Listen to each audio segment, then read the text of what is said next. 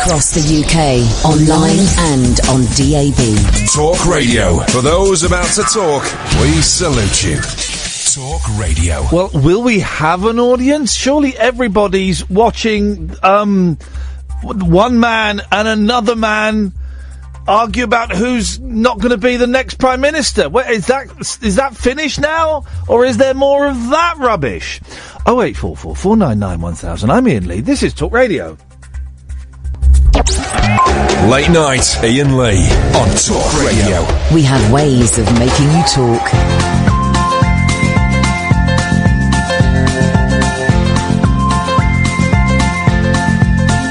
There's a voice that keeps on calling me. Down the road, it's where I'll always be. Every stop I make a new friend. Can't stay for long, just turn around and I'm gone again. Maybe tomorrow I'll wanna settle down. Until tomorrow I'll just keep moving on. Down this road that never seems to end. When new adventure lies just around the bend. So if you wanna join me for a while, just grab your hat, come travel light, that's old style. Maybe tomorrow I'll wanna settle down. Until tomorrow, the whole world is my home. So if you wanna join me for a while, just grab your hat, come travel light, that's old style. Maybe tomorrow I'll wanna settle down.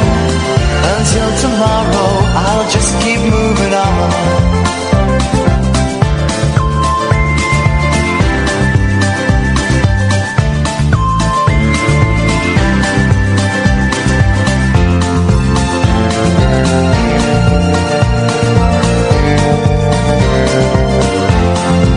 Maybe tomorrow I'll wanna settle down.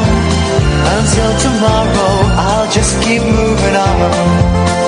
There's a world that's waiting to unfold, a brand new tale no one has ever told. We've journeyed far but you know it won't be long. We're almost there and we paid our fare with a hobo song. Maybe tomorrow I'll wanna settle down. Until tomorrow I'll just keep moving on. So if you wanna join me for a while, just grab your hat, come travel light, that's hobo style. Maybe tomorrow I'll find what I call home. Until tomorrow, you know I'm free to roam. Well, it turns out that may not be the theme tune version to The Littlest Hobo. I nearly said The Littlest Homo. I'm surprised I've not said The Littlest Homo in the last 6 years when I've been playing that. There's a Freudian slip. It turns out that may not be the theme tune. And Al Rippin, who I think I called a nut weasel or a fudge bucket or something. I called him something last week. It turns out he may be correct. But just like in the episode of Happy Days when Fonzie can't say sorry. You know the one where Fonzie's supposed to be able to, he has to apologise for something. He goes, he does that. Well, then I'm kind of hesitating on that. I was convinced that I'd ripped that audio from the opening titles of The Littlest Hobo. And I'm convinced that that's when I was... What year was that on? 82, 83, 84? So I was 9, 10, 11. I'm convinced that that's the version that I used to hear when I was growing up. And this, dear listener, proves why human beings cannot be trusted. And why every celebrity that's been convicted of an historical paedophile offence should be released. Because my memory from 30 years ago is fudged. So imagine a memory from 50 years ago. Huh? How do you know that celebrity did that? So this, because I I went and had a little look online. By the way, 0844 499 1000 if you want to call in. Don't matter if you don't. Well, I'm not bothered. So I went and had a little look online the other day when I was feeling particularly bored. And this is your actual opening titles to The Littlest Hobo. This is the actual... Now that's... There's a voice that's different. Keeps on calling me down the road. That's where... Let's try and... Let's have what can only be described as a mashup. And we're going to have them... I think I can make this work. If I jump you to about there... That's. We're going to put you on about 4 seconds in. That gives me time to go. Keeps on calling me. You see, they're different songs. That worked quite well, didn't it? Keeps on calling me down the road. Yeah, that works perfectly. They're different versions. So it turns out, unless, what's that thing called when people, someone phoned in, what's it called? The Prince effect, the Mandela effect, where, different people remember different things, and it's because we've dropped through an interdimensional porch or something. I don't know what it means. Speaking of interdimensional porches, you know I bought the entire... 0844 499 1000. So, Al, I apologise for calling you the fudge nugget. I'm careful saying that. It was fudge bucket. So you 0844 499 1000. You will remember, dear listener. I don't know. Has the thing with Corbyn and Smith, is that finished now? Is it still raging on? Is the battle of the grey still raging on, or has that come to an end? Boy, oh boy!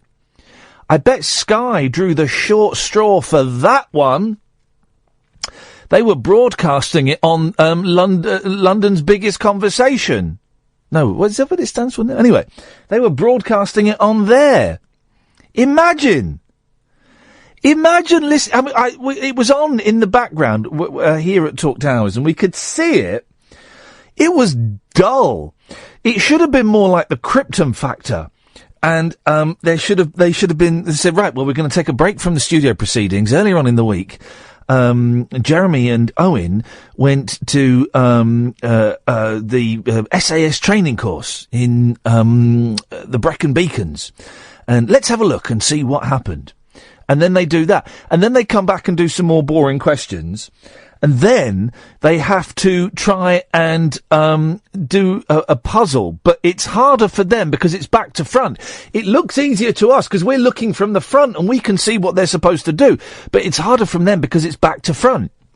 That's what they should have done, and instead what they did, they had two boring old men talking. Speaking of which, Tony! Hello, Ian. Ian, what a tremendously interesting subject, selective memory. Oh, here we go. Well... I don't remember talking about that. Oh, I thought you did. You know, what you remember. Yeah. What do you... I don't trust... It turns out my entire memory about The Littlest Hobo is completely wrong. Completely wrong. So I now don't trust anything that I think I may have done. Oh, right. Oh, I see. Well... I've noticed an interesting thing with you, Tony. Do you give me permission to mention it? Yeah, go on. You can't have a spontaneous conversation. I'll rephrase that. You struggle with a spontaneous conversation. And I've noticed this... to continue. Well, no... in a spontaneous way. Exactly. I've noticed this about some of the callers. You will phone up with something you want to say, which is great, and I appreciate your calls. Of course I do. I love all of mine. Prompted by what you said. Sorry? Prompted by what you said. Well, yeah, but then I go and say something, and it's not just you. I've noticed this quite a bit on phone-in radio, but you've just reminded me because you're on the line. Exemplified it. Yeah, and I will say something that's not quite connected to what we've said, and you will laugh, and then not engage with it, and then go back to the point you were making. And I just wondered, and this isn't a criticism, it's not attack, or anything like that. And I wondered if you noticed that you did that. Yes, I did. So you're consciously aware that the point. You're consciously aware that when I kind of throw a tangential, when I throw you a genital bone, you ignore it, you watch it fly by, you don't chase after it and bring it back, you watch it fly by and then you turn around and go, yeah, that was cute. Anyway, what I want to talk about is this. Go on. No, I was being you then.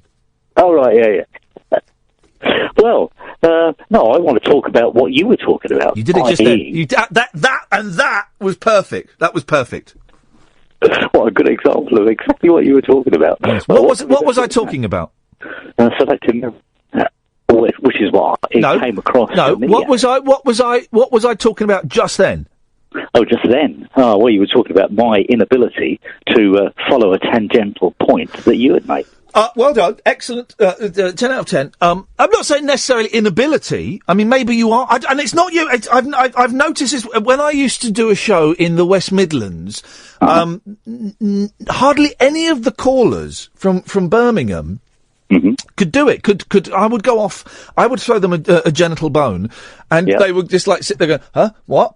Anyway, I want to talk about this." Whereas the callers from when I worked in Beds, Hards and Bugs. They could do it, and I wonder if it's a regional thing. Well, possibly. Alan was pretty good, as I remember. Well done, and I felt the effort it took for you to do it. Then you have earned a point. You have earned your point. Oh, excellent! So make it. Thanks very much. Superb, absolutely superb. Well, so what can I say next? Do I throw you a tangential bone? No, I've said you've earned your point. Now make it. Oh, okay. Oh, I see what you mean. Okay, right. Well, my point was about how selective our memory can be when there is insufficient information to start with. You know, so you sort of think that you understand something, but you don't actually, because it's sort of like seeing in the dark. Yes. You know, there's something there, but is there? It's a shape. But is it a shape, or is it a human being on the floor that you can see, or isn't it? Is it just a painting of a bike? You know, when you follow the bike cycleways, there's paintings of bikes on the cycle path. But in dim light, you know, I certainly see them. Maybe it's because my eyes are sort of fading anyway. As maybe a person there, and then you get a bit closer, a bit more light, and then it goes into shocking. Reality, and it's not actually a person. It's just the picture of a bike. I have, honestly, now you've thrown me a genital bone, and I'm sat there going, what? I've got literally no idea what it is you're talking about. Well, have you ever cycled in the dark? No. Well, I mean, yes, I have. Yes, of course it was. That was a lie. Yeah, I've cycled in the dark. Right, yeah. And have you never come across that situation, Iain? You know, where you where I think, is it a person on the floor? Oh no, hang on, it's a drawing. Well, or something like that. You know, you misunderstand what it is because you're. Oh no, I tell you, fun. No, actually, yes. I was driving along the road the other day, yesterday, and I saw. There were three people at the bus stop, and one of these people was very, very short and had a really funny shaped head, right? And I could see it, and I could see the eyes and the face, and their head was really weird, right? And I remember thinking, and in my head, I saw a short person with a funny shaped face, right? But I remember thinking, that's an optical illusion. You're not seeing what you're seeing. And I was trying to hold on to that image as long as I could until I got closer and closer, and it wasn't. It was a normal-sized person. I couldn't see their head. What I thought was their head was a bag they were holding under their arm. So a part of my brain recognised that what I was seeing wasn't what I thought I was seeing, but it couldn't translate it. That's right. So I've had what you've had, Tony. Oh, unbelievable. What, you mean we're similar here? No. What's in Chertsey? What, in terms of what? Well, there's pubs, there's people, there's hotels. Chertsey's the coast, right? No, it's close to the Thames. Oh, Chertsey's, I know, Chertsey's Thorpe Park, isn't it? That's right. There we go, the home of Thorpe Park, Britain's, Number one. Number one. Britain's number one. All right, nice one, Tony. Thank you. Okay, thanks very much, Ian. Bye-bye. 0844 499 1000. So, tonight, coming up later on, we have Larry Kane, who he had John Lennon be his weatherman once in the 70s. That's not really what he's on to talk about. He also hung out with the Beatles, and he's in this new Beatles film. And he's brilliant. Man alive. The first 10 minutes he talks to me.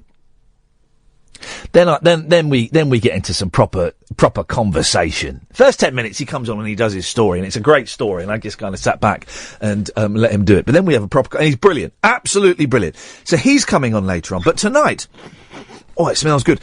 Tonight, I bought yesterday for £4.50.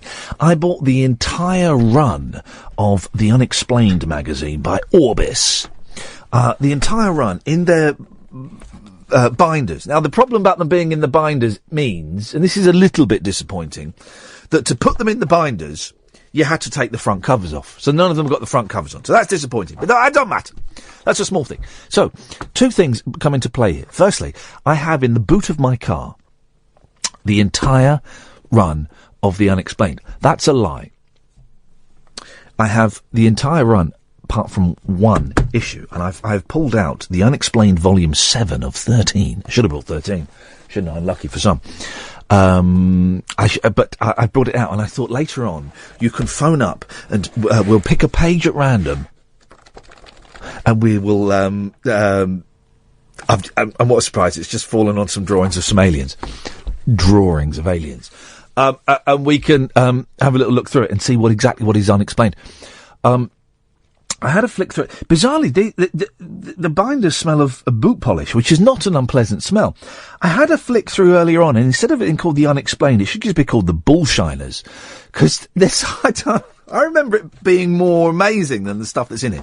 But we'll have a look at that. But that also means that previously I bought 5 volumes of The Unexplained. So now I've got the first 5 volumes twice. So what that means is I've got to get rid of the first 5 volumes of The Unexplained. And I'm thinking we do a top-notch, super fantastic competition to give some of them away, and then we give the rest away on Film Ring. This is kind of what I'm thinking. This will get us. We're talking last night about, is anybody listening? Well, they will be now. Once they know that the first 5 volumes of the Unexplained magazine are up for grabs in a super giveaway competition. Can we get a hashtag on that and Instagram it? Because that, I think, is it's not quite up there with doing a submarine special like Prozzy did, but it's close. That's what Ash calls him, isn't it? Prozzy. That's what he called him, I think. Oh, it was. So they did a submarine special. All right, fine. Well, we're gonna try and get closer by giving away the first 5 issues of the Unexplained magazine in a quiz that is probably going to break some form of Ofcom regulation. So 0844 499 1000. Dr. Schmollups, you'll be after this. Across the UK, online and on DAB. Late night, Iain Lee on Talk Radio. We have ways of making you talk. By the way, in the news at 10 o'clock, did they say it's rumoured that Lady Gaga is going to be playing at the Super Bowl? We're not America. Who gives a stuff about that? And also, I don't think it is, because I had a dream 2 nights ago. Oh no, it was last night, and I woke up because I had to wake up early. Oh, I've got so much to talk about. Let me write this down. Cat Stevens rip-off tickets, £100 each. They were the cheap ones. We'll talk about Cat Stevens later on. But so I only got like 6 hours sleep because I had to wake up to get some Cat Stevens tickets, right? Pre-sale. And, right at the end of the dream, I was dreaming that, I was at the Super Bowl, and do you know who was performing at the Super Bowl? It wasn't Lady Gaga. It was Kate Bush. Kate Bush was performing at the Super Bowl, right? Now, I'm not a Kate Bush fan, but I was there watching Kate Bush perform at the Super Bowl, and then I started doing, in my dream, my Kate Bush impression. And it turns out my Kate Bush impression in my dream is brilliant, right?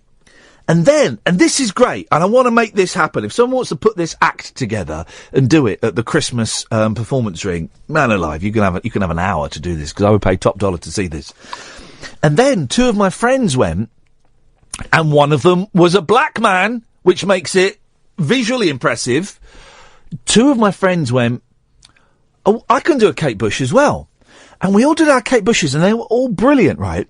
So I remember this vividly. So we started a tribute act called the Kate's Bush. And it was 3 of us.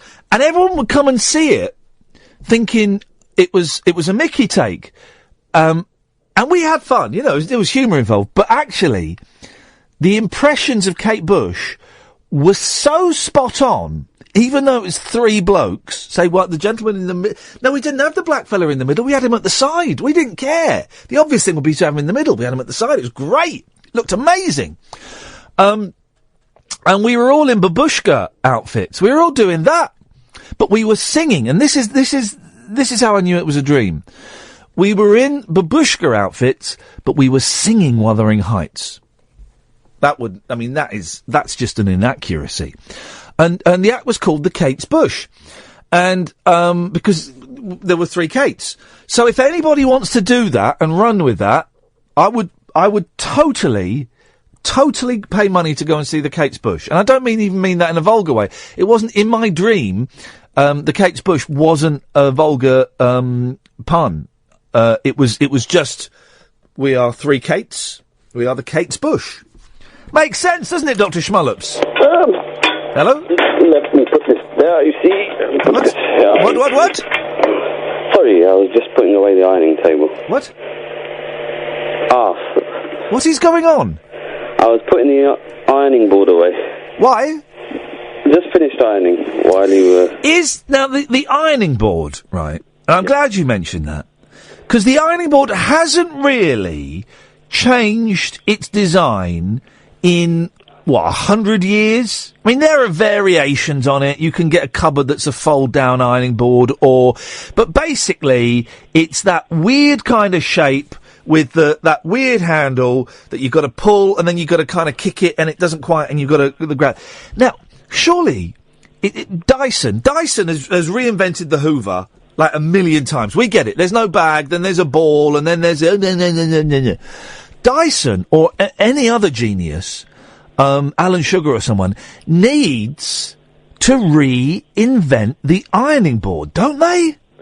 Well, whereas I'm not the doctor of ironing boards, no. What I do know is, or I think I know, is the ironing board shape. You see the sort of curved round bit where you can put your trouser in or your shirt sleeve in? Yeah. This is the kind of shape they use when they actually manufacture trousers, shirts, etc. Hang on a minute. Do you thread the ironing board through your trouser leg? Sometimes. Wow, that's insane. But now I remember my mum used to do that. Yes, that's the old school way. That is the old school way. Now we haven't got time for that. We're the MTV generation. It's like cut. We just whack the trouser leg down and we iron that. But yeah, I remember my mum would pull it up on the old doodah. Your mum knew how to iron. My mum certainly knew how to iron a crease into those jeans. When is that going to come back? I need to bring my dad back for that. I want, and it'll happen. These things are cyclical. It will happen. We keep getting flares back. No. We want the crease down the front of the jeans. That's what we want, guys. And you and I, Dr. Schmullops, we're still, hip young guys.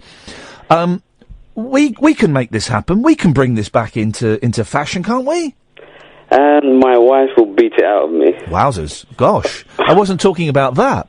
I realise I'm getting old. I had to fill in a form and tick a box with you tick a box with your age. Oh, God. And on my next birthday, according to this form, I go up to the next box. Who moves up a box at 44? That's insane. 44? That's a bit odd. 44!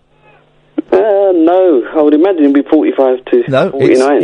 It's 44. I go up, according to this form. Wowzers. Jeez. One box below you, then. Man, these things, those boxes. Why can't they have a box 18 to 50? Yeah, that would be good. I'd tick that. Agree. I'm 18 to 50. And then when you're over 50, who cares? You're almost dead.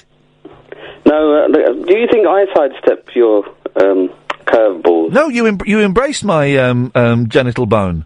Yeah, I mean, I think the king of that is our friend who does the music, Nigel. Nigel doesn't even listen to the show when he's on hold, let alone at any other point. Man with his own agenda. Oh, I'm reminded. I'm glad you've reminded me. Thank you. The Lindsay Lohan, and let's just say, a lot of people have said, oh, you're brave. You know, Lindsay Lohan's really litigious, and she sued Rockstar Games because they had an image of her in Grand Theft Auto.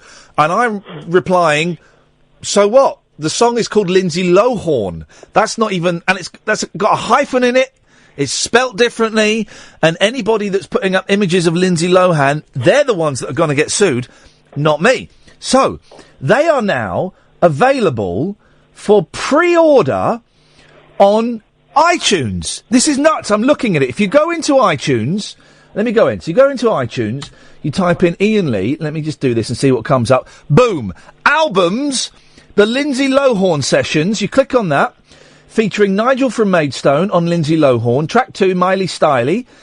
And track 3, I'm a Titty Man, featuring Barry from Watford. £1.49 pre-order. It's got 7 5-star reviews already. Let's read the 5-star reviews. Oh, it won't let me read them. Okay, but it's got 7 5-star reviews already. This insane. It's dropping on the 16th of September. It's going to drop on the 16th of September. So that's Friday. Day after tomorrow. Day after tomorrow, the Lindsay Lohan sessions featuring the DC DJ will drop. Your rapping was superb. Thank you. I must admit. However, Lindsay Lohan image and Nigel can be 2 different planets. Yeah. Yes. I'm just giving. Now, here's the thing. I want to be open and above board. I am giving myself a 5-star review. Okay, and I'm admitting to that. You've got to learn to love yourself. Who gave me a 4-star review? How dare they? Bloody hell! Someone's given me a 4-star review. Oh, shame on them. They should hang their head in deep shame. You try and create something, guys. Jeez. Genius. Now I know how Paul Ross feels. Now, did you mention? Yes. Did I hear you mention Boy George Bush and a bomb? Boy George Bush and a bomb. While I was on hold. Stay there and we'll find out if I did mention Boy George Bush and a bomb after this. The wild man of late night radio is back. Iain Lee on Talk Radio. We have ways of making you talk. 0844 499 1000. Just before the break, we left you with a cliffhanger. Did I mention Boy George Bush and a bomb? I don't think so. I heard the word Bush. I was talking about the Kate's Bush. Oh, right. The tribute act that I am bringing to the world. Oh, you're bringing her back? Well. Resurrecting. Here's the thing, right? So, I like Cat Stevens. Yusuf Islam, as we call him now. Right? I think he's brilliant. Was trying to get him on the show, and then my mate Scott Balcony and another listener carried on a conversation, seeing Yusuf Islam in there about gay marriage, and I went, "Thanks, guys. Well, it was a nice dream." Anyway, so I like Yusuf a lot. I think Cat Stevens is brilliant, absolutely brilliant, right? And he's doing a little tour of small theatres. I thought, awesome. There was a pre-sale ticket code today, but to get that pre-sale ticket code, you had to join his fan club. $20. What's that? Like £8? I'm in. Beautiful. So I joined his fan club, Dr. Schmollops, and I got my pre-sale code that had to be activated at 9 a.m. this morning. Beautiful.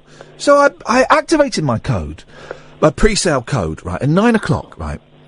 And he's playing a theatre in London. Nearly all of the seats were sold out, right? At 9:05 on a pre-sale code, right? They were nearly all sold out, right? Hang on a minute. Hello. Now, are you sure he's going to be playing what he used to play, or is he playing nasheeds, which are Islamic songs? Yeah, no, he's not. He's allowed. Because for a while, when he became Yusuf Islam, he was like, no, Western instruments are bad, drums are bad, your guitar is bad, you can't do any of that. I remember I worked in HMV in Slough, and he released his first album as Yusuf Islam, right? And loads of people bought it. It was the most returned album that HMV had ever had at that point, because it wasn't like Cat Stevens. It was him doing, like you say, like all the, the funny songs and stuff. But no, now he's reconciled with his history, and yeah, he'll be doing all the classics.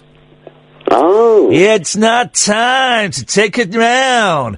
Have a look at what you're doing. He's still got the beard then. He's still got the beard. And isn't it funny? Can I say this, right? He's half Greek, he's half Swedish, right? And in the 70s, he looked like a Greek sex god, didn't he? He looked like a lion, right? But now he's Muslim, he looks like a Pakistani gentleman. Does he? He does! And I don't know if that's because he's so devoted to Islam, but he does, honestly. And it's not, I'm not making light of it. He looks Pakistani, and it's partly because he's got the haircut, and partly because he's got the beard, but his colouring, everything, it's incredible. Anyway, so yeah, he's gonna do all the hits, and I'm a big, big fan. I think he's absolutely brilliant. One of the best songwriters ever, and a real interesting story as well, right? But the cheapest tickets, right? Yes. Were £100.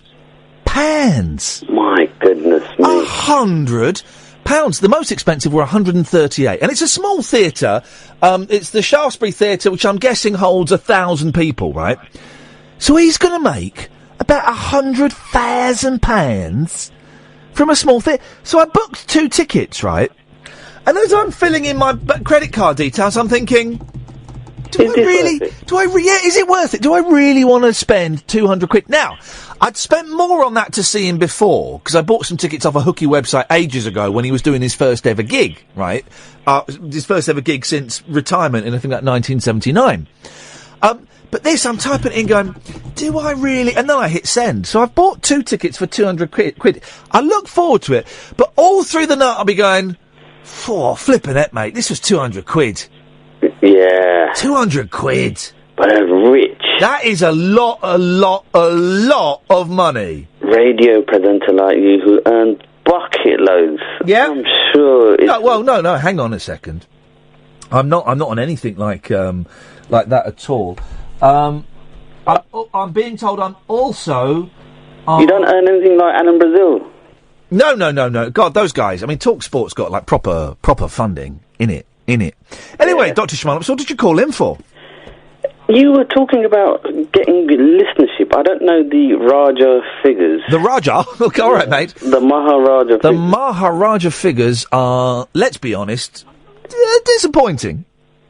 Well, it's in the infancy as a whole. In their infancy as a whole, Correctamundo Fonzarelli, and boy oh boy, I don't know, wouldn't it be nice if the radio station did some advertising outside of the radio station? That would be cool. But apart from that, we get healthy online figures and very healthy podcast figures, but the Maharajas are, let's just say they're going to introduce partition with about 3 weeks' notice. They can only go up. Yeah. They can't I have suggestions. Yes. You are fearful that your show is blokey, which I don't think it is. Blokey? Very unblokey. Okay, good. Thank you. It's very, It's niche. It's niche, though. That's the problem. Aha! I knew there was a problem, and we found out what it is. It's too niche. It's niche. It's niche within niche. Oh, it's like the C in a Venn diagram, whereas C is like the tiny bit way off to the side. We're not in A, the big circle, which is like everything. We're outside of A and B. We're C. Yeah, and this is no criticism. But I think I'm not a racist, but yeah, it's a constructive suggestion. Yeah, go do it. Let's do it. Let's do this thing. You might want to cut down on some of your musical tastes, because it comes as as though you're doing a show just on your interests. Yeah, but I am. I have to do a show just on my interests. In a way, I agree. You're being true to yourself. No, but I have to, because what is the alternative? Yeah, that's true. You can What go is the the alternative Danny Baker route or the Clive Ball route. Well, yeah, exactly. And, look what they done to Clive, who I still think is Britain's greatest broadcaster. We could do the thing, right, where we don't have guests at all. Okay, well, that makes my job even harder, because The guest part's okay. Okay. It's sometimes when you have a listener who's, say, into the Beach Boys, and then you even say yourself, oh, we're disappearing up our backside. And yeah, but how long does that bit last for? It's often enough. Yeah, but it lasts for about 10 minutes. Yeah, that's true. Out of 3 hours. Yeah. And, I was thinking about this the other day, actually. It's interesting you mentioned this, right? Part of me classifies this show as a music show, but without music, right? And what I hope I can do by talking about the Beach Boys and stuff is impart my enthusiasm. Loads of people have got in touch saying, I never heard that song before, and what you have done is you have opened my ears to a whole new world, right? So some people have got that, and some people, I'm assuming you, don't get it, and that's groovy as well. I get it, because I've listened to you over the years, and I know these are sort of your passions. Yeah. So I get it, and I roll along with it, even though it's not my musical taste, but it doesn't bother me that you talk about it. I learn stuff off it anyway. Yeah. But I'm just thinking of it for a wider audience. Yeah, just a suggestion. Well, no, listen, you're probably right. And at some point, the rough edges of this show will be grasped by the hand of management, whether it be this management or new management, and they will smooth it down and water it down. That's inevitable, right? If anyone has ever watched real fear, well, that's what's going to happen. But that's what's going to happen. It's inevitable. Yes, If you've ever watched the new radio station being delivered and then looked at it 18 months later, it's completely different. That's inevitable. I'm going to cry the day when we're talking about. Yeah, it's going to happen. It's going to happen. It might, the new bosses take over. The new, the deal goes through this month, so it could happen any time now. So, my suggestion is enjoy the self-indulgent musical bits, because one day they ain't going to be here. They're not going to be lasting long. I agree, mate. No, But I appreciate you feeling you can phone up and you can bring that up. I know, but I can't do that on another radio show. No. And I'll vouch for that for 100%. Yeah, and I appreciate you can do it, and I take that. I take it in the spirit it's intended, because obviously you care about the show enough to phone up and make suggestions on how we can sustain various bits and pieces. So thank you, Dr. Schmullups. Yeah, long may it continue, mate. As long as it goes on, I'll be listening. Peace and love. 0844 499 1000. I'm Iain Lee. This is Talk Radio. Late night, Iain Lee on Talk Radio. We have ways of making you talk. 0844 499 1000. Rashid! Oh, bloody hell. Where are you, man? Are there fireworks going off or something? Nah, I'm just driving the old truck. Driving the old truck. What you got for us, boss? I was going to say, the show's not blokey at all. The show's, it's not blokey. You're always talking about Kate Bush, Kate Bush and different bushes. Yes. There's nothing wrong with that. That's not blokey. No, exactly. I sometimes, if I'm getting tired, it will stray. Bloody hell, it's noisy there. If I'm getting tired, it will stray into blokishness. But blokishness isn't my prime concern. Tonight, though, we're going to delve into the world of the unexplained, Rashid. The unexplained, yeah. I used to collect that when I was a teenager. Oh, well, if you had the whole set, it's worth £4.50 now. That's what I paid for it.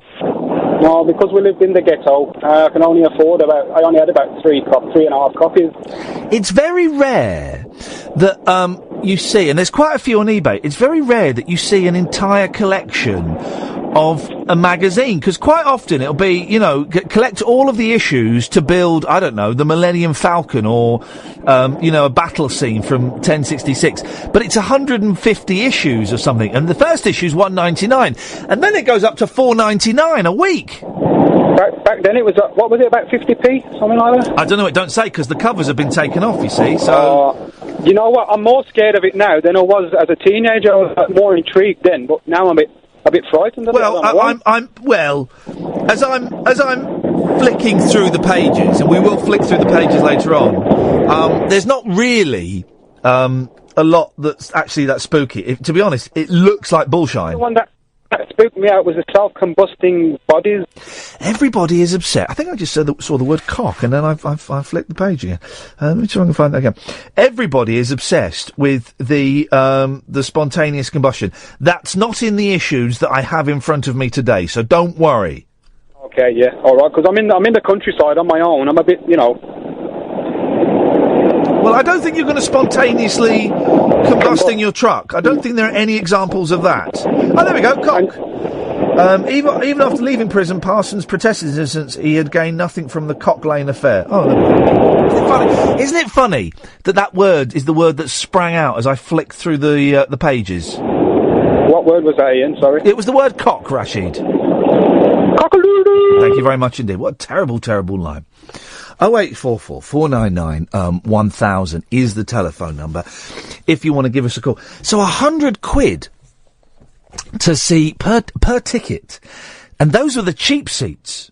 Those were the cheap seats, man, to see Cat Stevens. And that's expensive, isn't it? I'm trying to think how much it was. I mean, the last kind of big show that I went to in a theatre was Brian Wilson at the Palladium. I'm trying to think how much they were. I'm sure the tickets that I bought for me and the boy were like £70 or something. I mean, that's still a lot of money, isn't it? But £100, and the most expensive ones were 138, and most of them had sold out already. And this was bang on 9 o'clock. Bang on 9 o'clock when the pre-sale. So there must have been a pre-sale. Surely.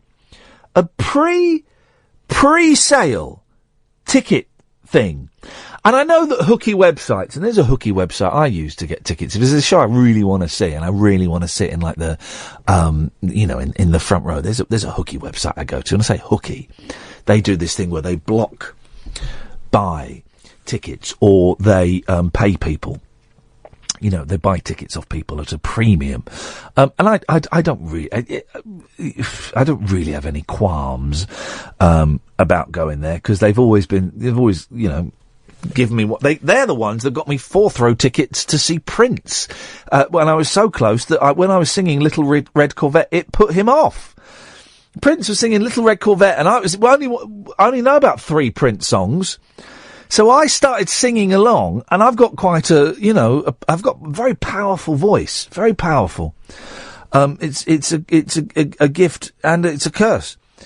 And, it actually put Prince off. And he gave me a really dirty look. I also, by the way, if you've ever put a singer off, 0844 499 1000, or if you've ever been in the theatre and your mobile phone has gone, oh, man. Even the vibrate, even just on vibrate and it's on silent, that's still really noisy. Those vibrations are very, very loud. I also put Neil Diamond off when he was taping an audience with Neil Diamond for Button 3 on the telly.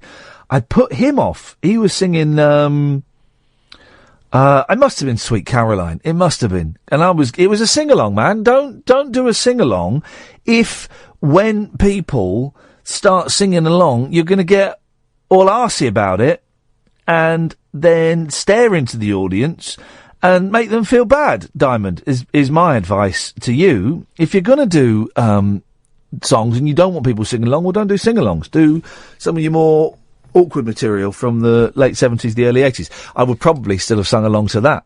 That would have taught him a lesson or two. 0844 499 1000 is the telephone number.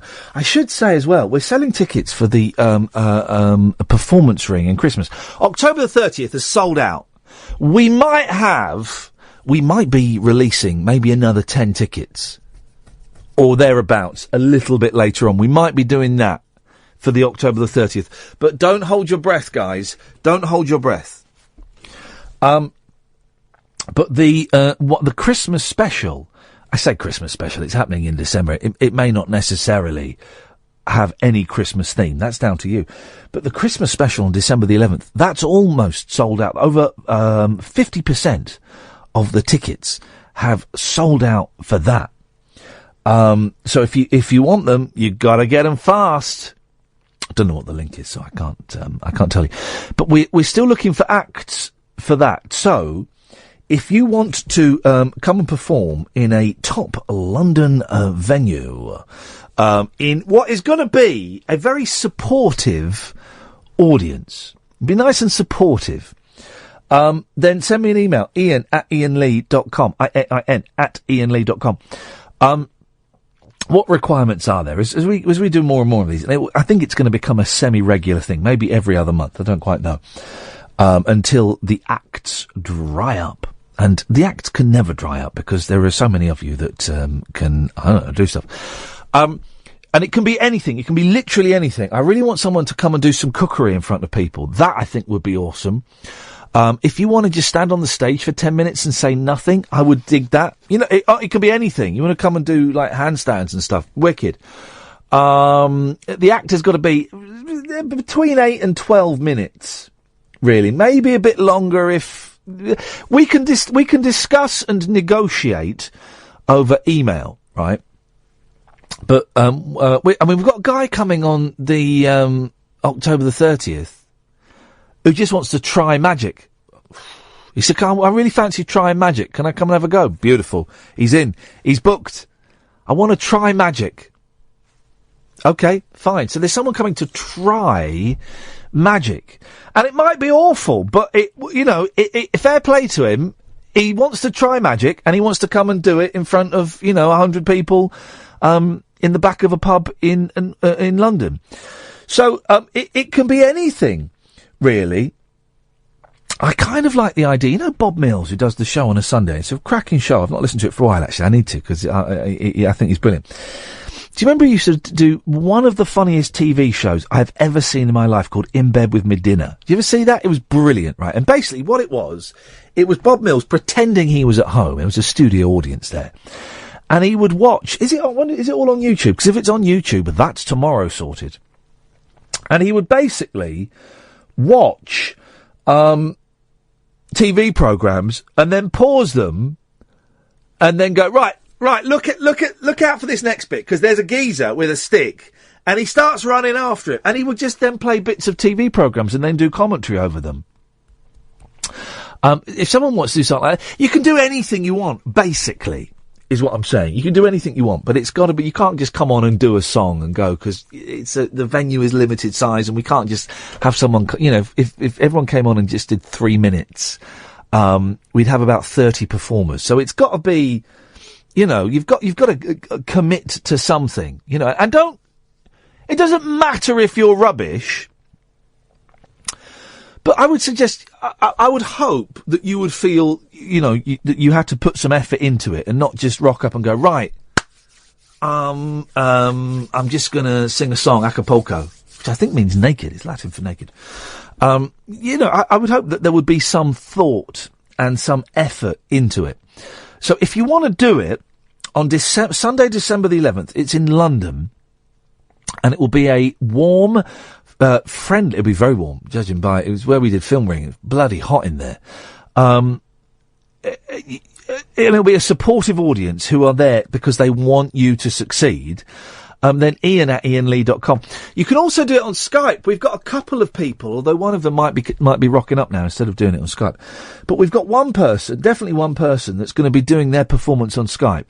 I mean, I wouldn't want more than 2 or 3 people per night on Skype.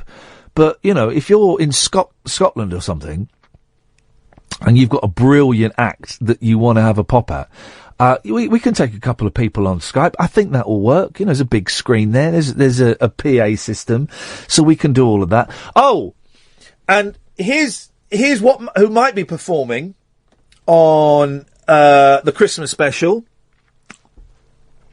Could be the world premiere of the Scarday Nights. Yeah, they might be playing. I said to my mate Spence and Matt, I said, well, I'm doing this thing on December 11th. Do you reckon we could get 2 songs ready by then? So that might be happening. All we need is a singer, so someone who can sing ska. So it's a fat fella that can sing while running on the spot. That's what ska is basically, isn't it? It's a fat bloke, singer, and I need a pork pie hat for me, please, so that I look the part. So we need that. But if you want to take part, Iain@iainlee.com is the email to send, and you can kind of send a rough outline. I don't need to know everything, but and I'm happy to help with a little bit of guidance and a little bit of, shaping in terms of your, thing. And if you want to buy tickets, here's the thing, ticketsource.co.uk/Iain-Lee. There's 35 tickets left, guys. 35 tickets left for the Sunday, December the 11th, Performance Ring Christmas special. So, that's 3 months away, and it's almost sold out. Wow, we're almost booking well into 2017. Imagine that. Right, onwards and upwards with the show, dear listener. We'll have a look through the papers. We'll also flick through the unexplained and find some spooky stuff, man.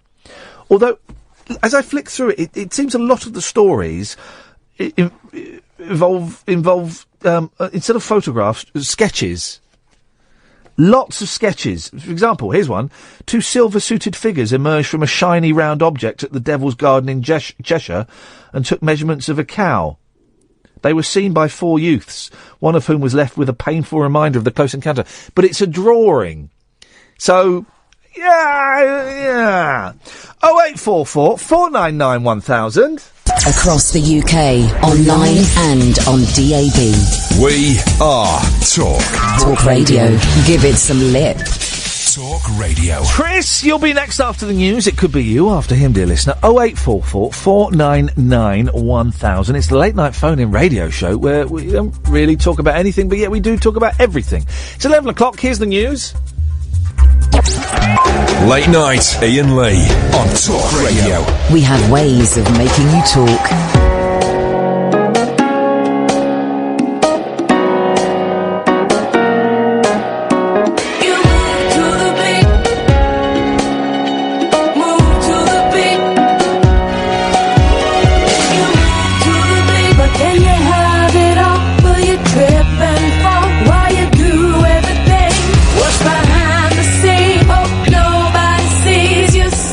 While you walk across the balance beam, I know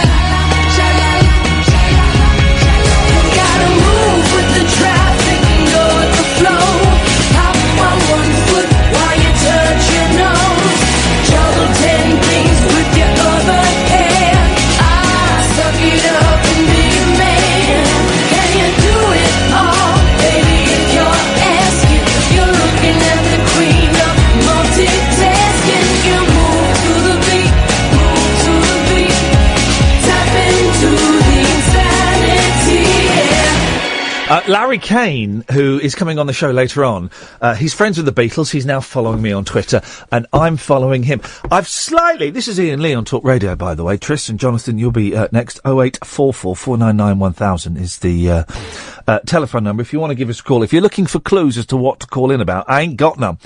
But we're going to play Larry Kane, the interview I did with him earlier on this evening. We'll play that out later on tonight, and there'll also be a podcast.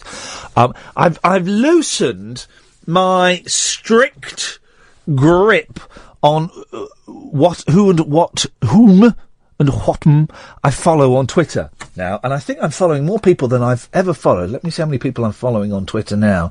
It's up to 28. It's really up to 28, and some of them are gambles. Some of them are real gambles. Larry Kane could be a gamble. What a nice guy. What a nice guy. The only US journalist to do the entire 1964 American tour of the with the Beatles. It was on every single date, and more besides. And we had quite a bit in common, and we had a really, really nice chat. And he's I didn't know he was in the UK. I'd have gone and hung out with that guy. I'm gonna go and hang out with that guy. I know what hotel he's in. I know what room he's in. Straight after this, Larry, I'm rocking up to your hotel. I'm knocking at the door, number 566, and I'm bringing a big bottle of vodka. And you and me, we're going to talk about old times. That's what we're going to do.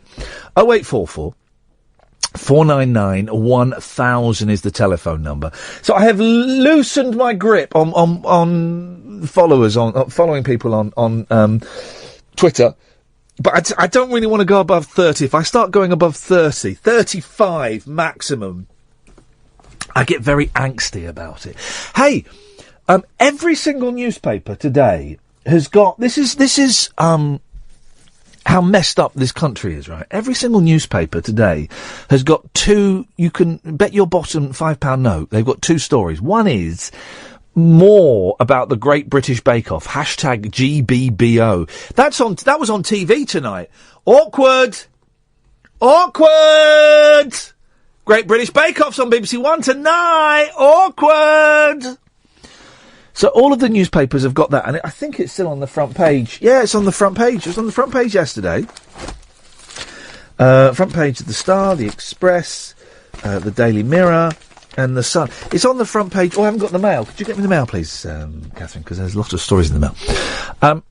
So that, and the other story that everybody has gone to town on today, and I do know why, because they think they're being wacky. And you can bet as well that local radio has had a field day on this. The new £5 notes. The new £5 notes. Gosh, you opened that door with gusto. Well done. It's heavy. Yeah, heavy, man. Every paper, pretty much, has got a story about these... We put these new indestructible £5 notes to the test. Just how indestructible are they? We'll go through them in a bit. Let's go to Tris. Evening, Tris. Hip, hip, hip. Hip, hip, hip, Tris. How you doing, mate? I'm all right, thank you. Yeah. You wait until you hear the chat with Larry Kane. We'll put him out after midnight. We'll also put it out as a podcast. I'm looking forward to that, mate. It is brilliant. That guy... Although I don't know much about him outside of the US tour, though, to be honest. Well, did you know that John Lennon was his weatherman? I did about 3 hours ago. Yeah, exactly. When I tweeted it, it's really interesting. Also, we've got a lot in common with our mums and stuff, and it's we kind of went off. It's really interesting, right? He's been broadcasting for like 55 years, something like that, right? So he's done TV, he's done radio, he's done really heavy politics, and he's done he's done everything, right? Every aspect of it you can imagine. And, but boy, oh boy, I should live as long to get, half of the experience he's ever had. And, the first 10 minutes, he's basically doing a monologue, right? And normally that would annoy me a little bit, but he's just so, first of all, his voice is so delicious, right? And secondly, the stories he's telling about the Beatles and stuff, Oh, it was just wonderful, Tris. I just sat there. I thought, do you know what? I'm not going to get a word in edgeways for a bit. He's doing his thing. I'm going to sit here and just let this wash over me. And I did. It was brilliant.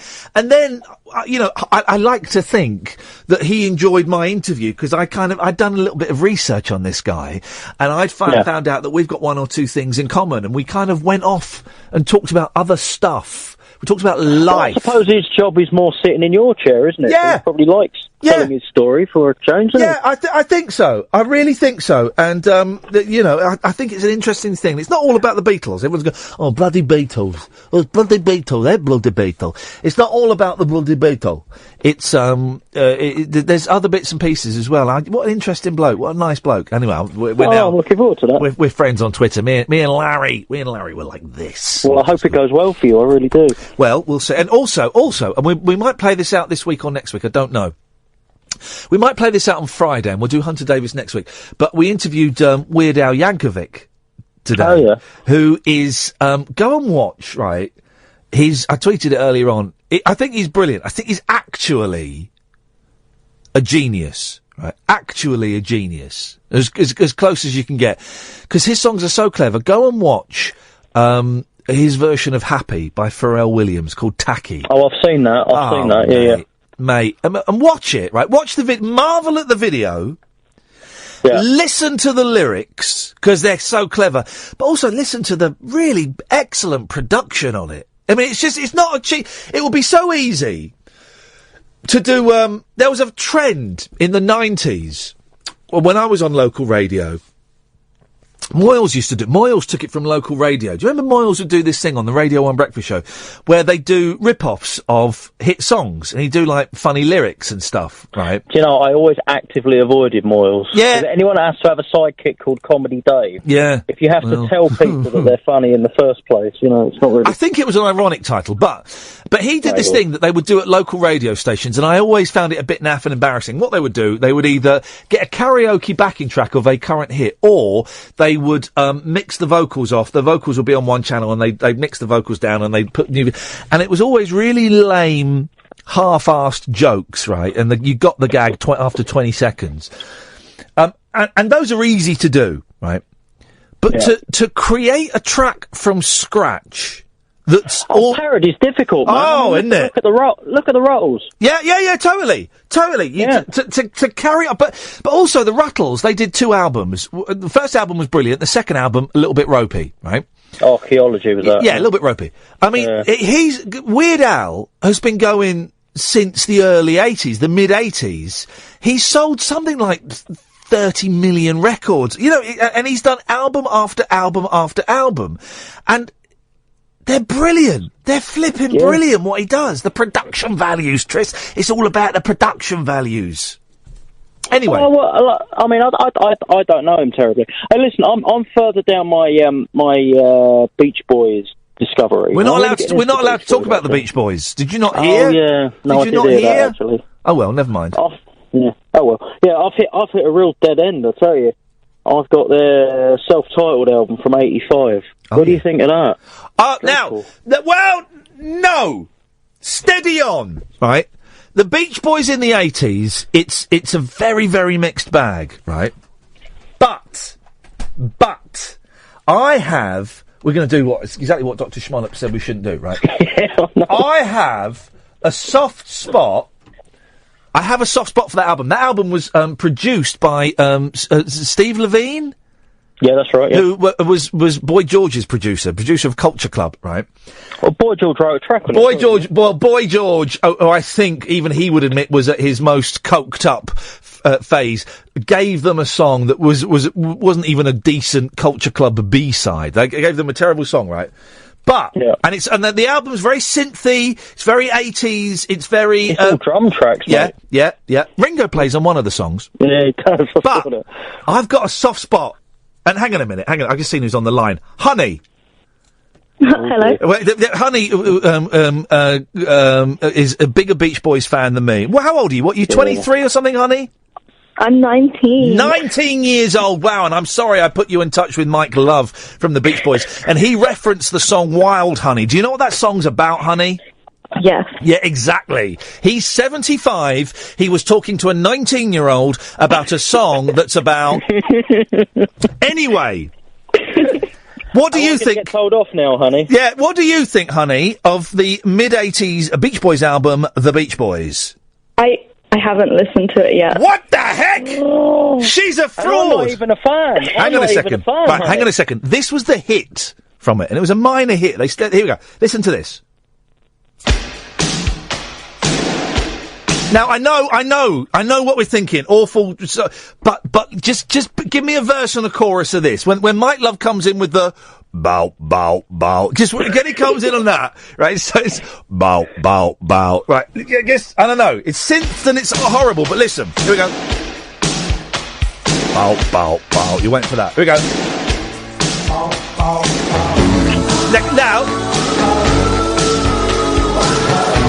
Now, I know it's 80s and it's horrible, and Cass pulling a face. She knows nothing. She laughed at Nico. Just listen to the lyrics, man. Listen to the lyrics. The other night, they were playing our song. Oh, yeah. Hadn't heard it for so long. Took me back, darling, to that time in my car. When you cried all night, 'cause we've gone too far. Now that's an interesting note. When we took me back to that time in the car when you cried all night because we'd gone too far. That could be taken. What? That could be taken in two ways, couldn't it? A little bit predatory. It continues. Can I ever get you back? Oh, gonna get you back now.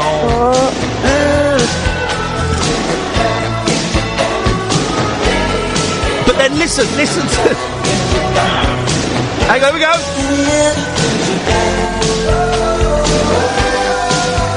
Now, I can tell you, neither of you are won over by that, are you?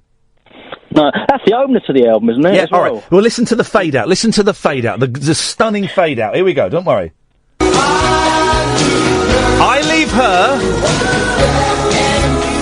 and you leave him. Then we be. Get you back again. Now that's a winner, isn't it, guys? Honey, let's go to you first of all. I have heard this song before. I just haven't heard the whole album. Okay, well, okay. You're playing it. You're playing it cool. You're not a fan, Tris. I'm trying to think. Steve, it's Pony. That's why. Oh, shut up! Right, last one. Because I get listen to this. If everybody in the USA, I love it. This is great. This is genuinely great. We could take them to a place out west where the good sun shines every day. Here comes Al Jardine. Now there's a touch of California. Oh my God. Yeah. In everyone who's ever been this way.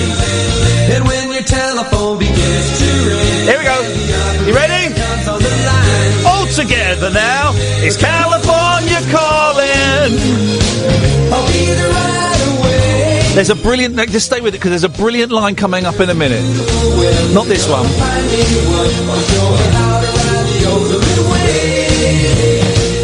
Now join the surfing nation. Here it comes. I'll take a permanent vacation and go to the golden shores of Here it comes.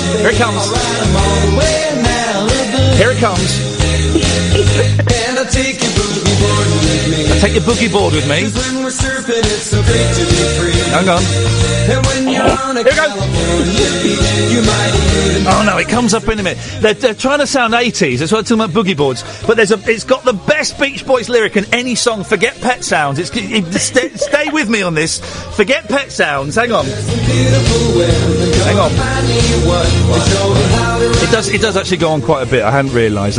But hang on. Here we go. In the 50s it was Hey Daddy-O. Then came the surfers and the ho-dads, you know. Here came the surfers and... We had our woodies and our custom cars. And so we've referenced the 50s and the 60s. Now come the 80s. Here we go. My baby listens to my car radio. And when we're cruising, lets the whole world know. Yeah. And when our favorite surfing song comes on, we always let them know it's totally rad. Ladies and gentlemen, the Beach Boys in the 80s. I believe there's even a reference to bitchin' in there as well, I'm sure. When our favourite song comes on, honey, we always let them know it's totally rad. Yes. Go on then, Ian. What's your least favourite Beach Boys album? Oh, I don't like... here's the thing, I don't like the early ones, all the surfing stuff. Yeah, they're a bit samey, aren't they? Yeah, they're a little bit ropey. Tris, honey, stay there, I've got to do this. Late night Iain Lee. Unfiltered night talk with the original king of unconventional conversation on Talk Radio. We have ways of making you talk. Jonathan, you'll be up in a bit. We've got Honey and we've got Tris. Honey, what have you called? How has your life changed since you spoke last week to the lead singer of the Beach Boys, Michael Edward Love? It hasn't really. Oh, gosh, well, look how quickly the youth, you're the MTV generation. You quickly you forget. How quickly No, my Twitter followers went absolutely crazy. Who is, do you know who Clumsy Mike Love is on Twitter? Oh my god, I was literally going to bring Clumsy Mike Love up. That's the funniest thing is I can't really follow it because I'm being followed by Mike Love's manager, right? So I don't want to be seen to be encouraging any shenanigans. But Clumsy Mike Love on Twitter is hilarious. I'm glad you think so. I think it's very, very funny indeed. Also, Mike actually follows me on Twitter. Mike Love follows you on Twitter? Wow. Yeah, he has for ages. Flipping it! I bet he does. Flipping it. Well, that's I'm genuinely a bit jealous now, honey. Genuinely very jealous. What have you called him for? I was going to say, you were talking about distracting people at concerts or something. Oh, yeah. I distracted Prince and I've distracted Neil Diamond. Who have you distracted? One Direction or something? The Backstreet Boys? I have actually seen One Direction live. Yeah, of course you have. Of course you have. You're 19 years old. Of course you have. It's your birthright is to see that band. No, when I saw Brian Wilson the first time, yeah, me and my friend were in like the fourth row back or something, and we were right in his kind of eye line. His eye line, yes, that's a phrase. Yes, you can say eye line. Yeah, that's good. His guy line. We kept waving at him and stuff. Oh, and no. At one point he waved at us, but when he was singing, I can't remember. I think he was singing "Waiting for the Day" or something. Yeah. And he kind of just stopped and smiled at us, and we were like, "Oh God, no!"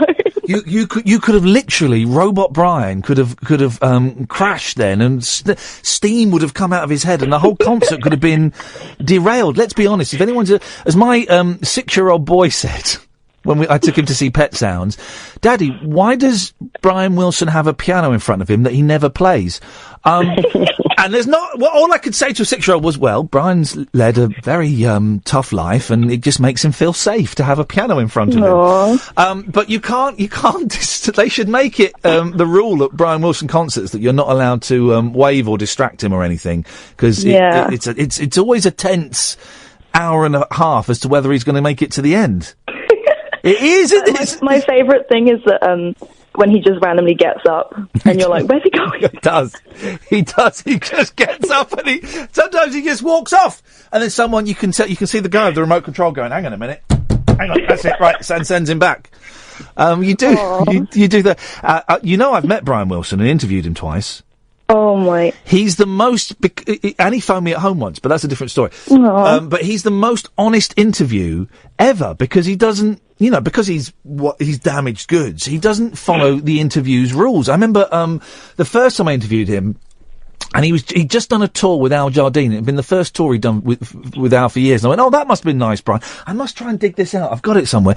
That must have been nice working with Al." He said, "No, it was terrible. He's got a massive ego. It was really hard work." And it's brilliant. No one speaks like that in interviews. It's terrible. He's got a massive ego. Oh my God, no. Okay, don't. I love Al Jardine. He's my favourite. Yeah, I've got a soft spot for Al, even though he treated me like a piece of scum at Los Angeles airport. I saw Brian and Al on Al's birthday, like a few weeks ago. Yeah. And I was front row, and I was like, "Happy birthday, Al!" And he thanked me, and it made my life. You were born in the wrong decade. You should have been. Imagine what you'd have been like with Dennis Wilson. Nah, Dennis. I like Dennis, but he's too handsome for me. I like Al.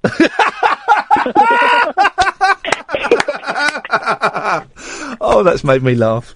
Honey, it's nice to talk to you. I'm glad you found this show, and I'm glad you feel you can... Oh, go on. You got something else you want to say? Another thing is, yeah? the show thing that you're doing. Yeah? It reminds me of, I went to New York with my college, and we saw Live at the Apollo in Harlem. Oh, yeah. Where they just get, like, random acts to come on, and it's, like, a really famous thing. It reminds me of that. It should be a thing. Well, it might be a thing. It might be a thing. I want it to be a thing, and I want it to I want to do like a handful of them, 4 or 5, and see if it can sustain itself, and see if there are enough people that want to come and do bits and pieces. And if they do, and if people, after 4 or 5 shows are A, getting involved to take part, and B, getting involved to come and see the show, then we might.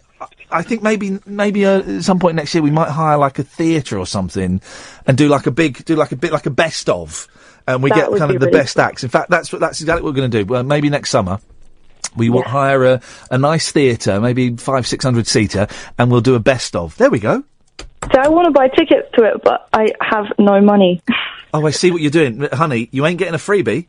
No, I'm trying to think of like some kind of talent I have, maybe, that I could. Okay, well, then you need to speak to Mr. Al Jardine, and I'm sure he'll sort something out. Honey, nice to talk to you. Thanks for calling. Bye-bye. That was getting close, Tris. That was getting close. Yeah, she's 19. That was steady. Well, now steady on. That's an unfortunate phrase. I do. It's like talking to young people like Honey that makes me realise I am flipping old, man. She's got an unfortunate name as well, because you keep calling her Honey, and it really does sound quite creepy. It's like Darling, Alistair Darling. Yeah. Yes, Darling. Anyway, Tristan, we get to the point of your call. Not really. I don't generally have a point. No? I just fake it once I'm on. But tonight, I was thinking about something you were saying yesterday, actually. Yes. Listening to yesterday's show, and you were sort of critiquing the show with Kat. Yeah. And I was thinking, firstly, it's kind of pointless asking any of us how you can improve it, because we're already the initiated, so it doesn't really matter what we think. We're already suckered in. Yeah. And we all have sort of favourite bits and least favourite bits. But I was wondering, like, people like me and Caddick and stuff like that phone up pretty much every night. Yeah. Do you want that, or do you think that's part of the problem? Because it kind of makes it feel a bit, I don't know, now clubby, doesn't it? There's a question. If I like all of the callers and all of the... no, I don't like all of the callers. I enjoy the contribution of all of the callers. Some of the callers I don't like. But I enjoy... not you or Caddick. I enjoy the contributions of all of the callers, right? And you've been on the phone for 25 minutes because, if you were spouting rubbish and it was boring, you wouldn't have been on for 25 minutes. We've been having a little bit of fun. What the kids call bants. In an ideal world, I would have a bigger selection of callers to pick from. It would be really nice if you were to phone up one day and Kath would say, "Not tonight, Tris, can you give us a call tomorrow?"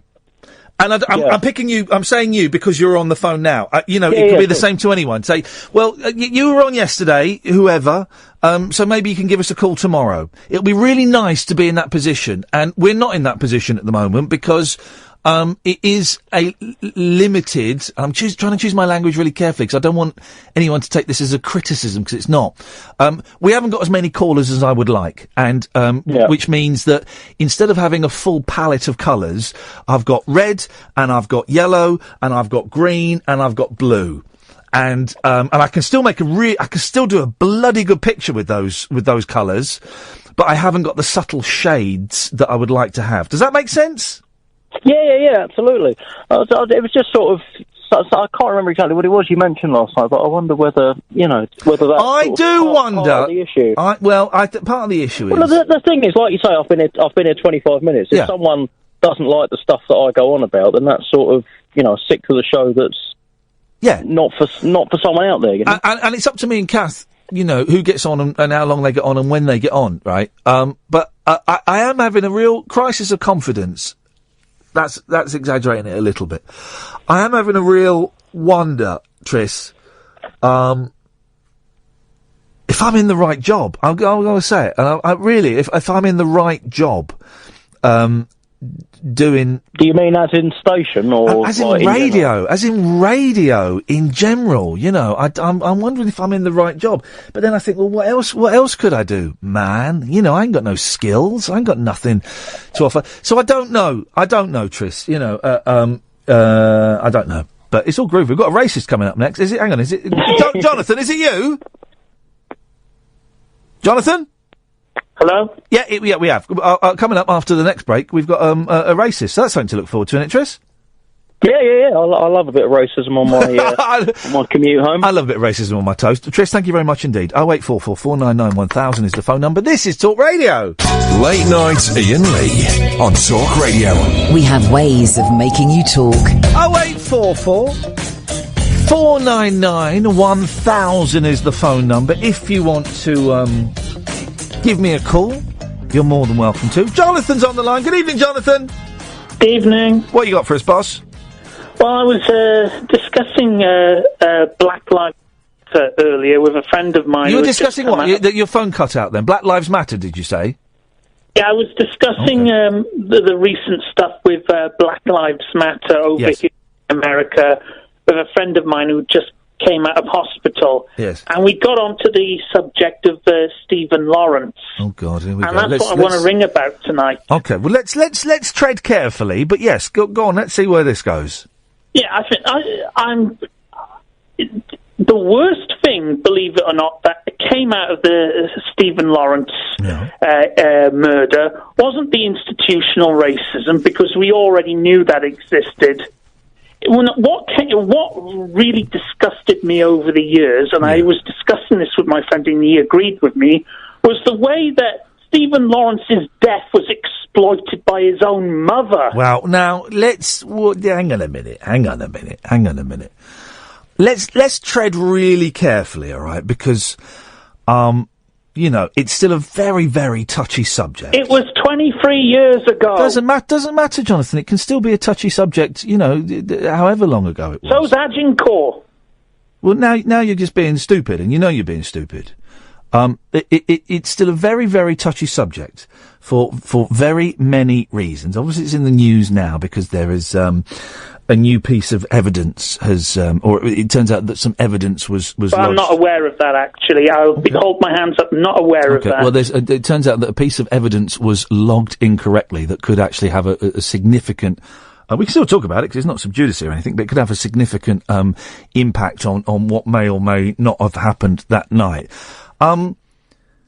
But to say that his mum used it for his... Come on, man. Listen, I know you come on and you... No, I'm being serious. I know that you are. With my friend. Yeah, the thing that surprises me about the whole thing is that you've got a friend. You've never mentioned having friends before.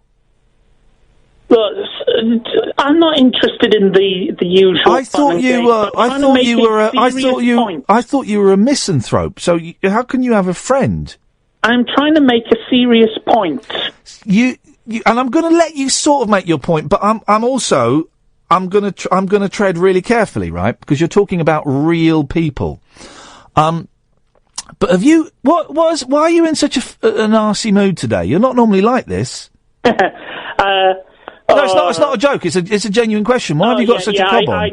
I've got a lot on my plate. I've got right. Well, then don't take it out. 6 of one, half a dozen the other. Right. I've got forms to fill in. Yeah. Okay. Well, don't take it out then. On my show, on the mother of a boy who was murdered, and the murder was covered up for years. Don't take it out on her. You are, Jonathan. I am trying to make a serious point. But you're being particularly cruel, and as I knew, I could tell from your tone straight away that there was. And I know you don't like all this psychotherapy babble, although I think you do enjoy it a little bit. It's a little bit of flirtation, which you quite enjoy because it's missing from your life. Efforts. No, I know you do. You enjoy the little bit of flirtation that we have between us, and that's wonderful.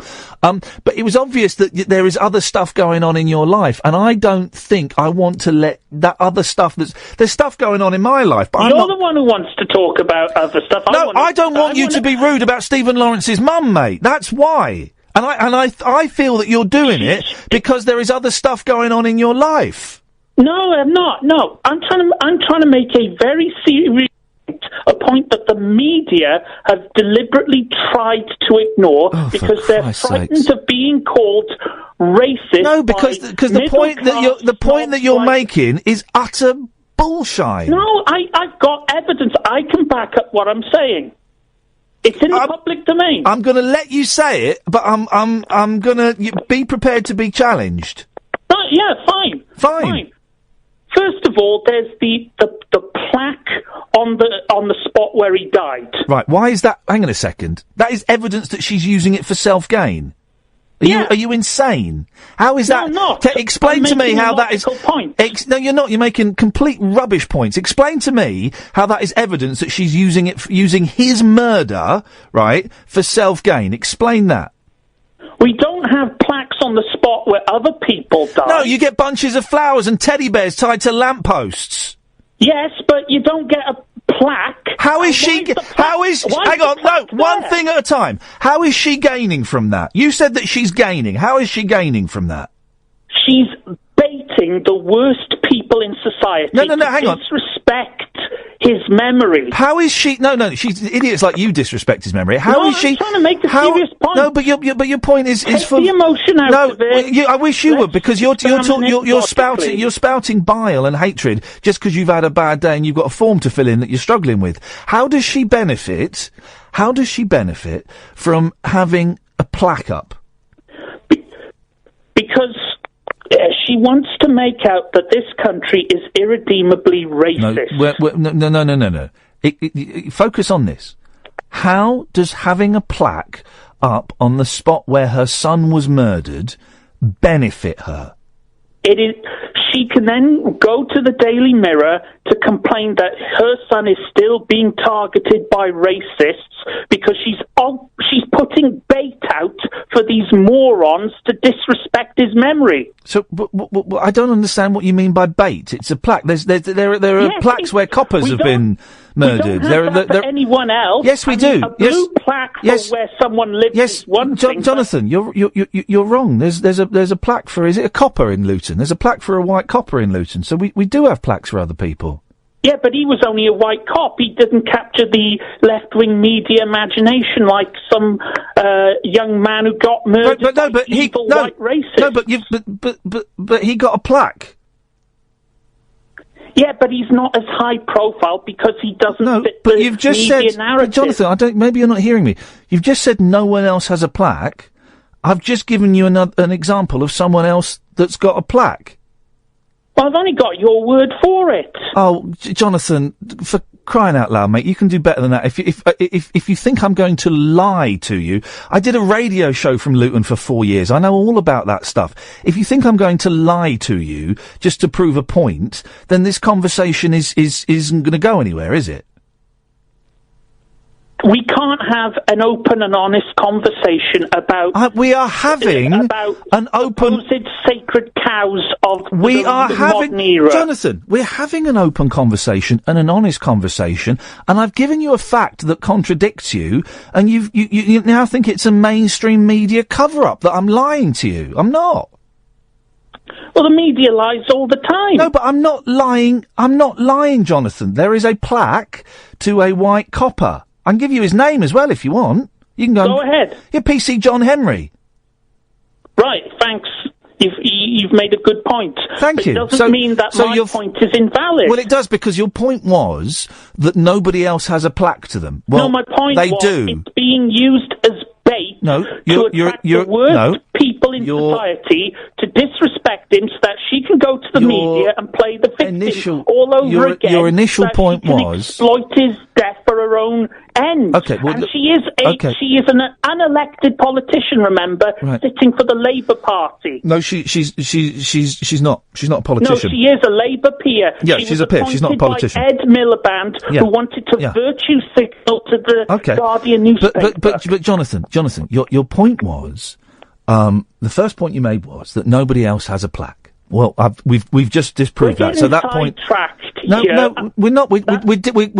I said you can make your points, but I will challenge those points when they're wrong. And I've just shot down, inappropriate choice of phrase, but there you go.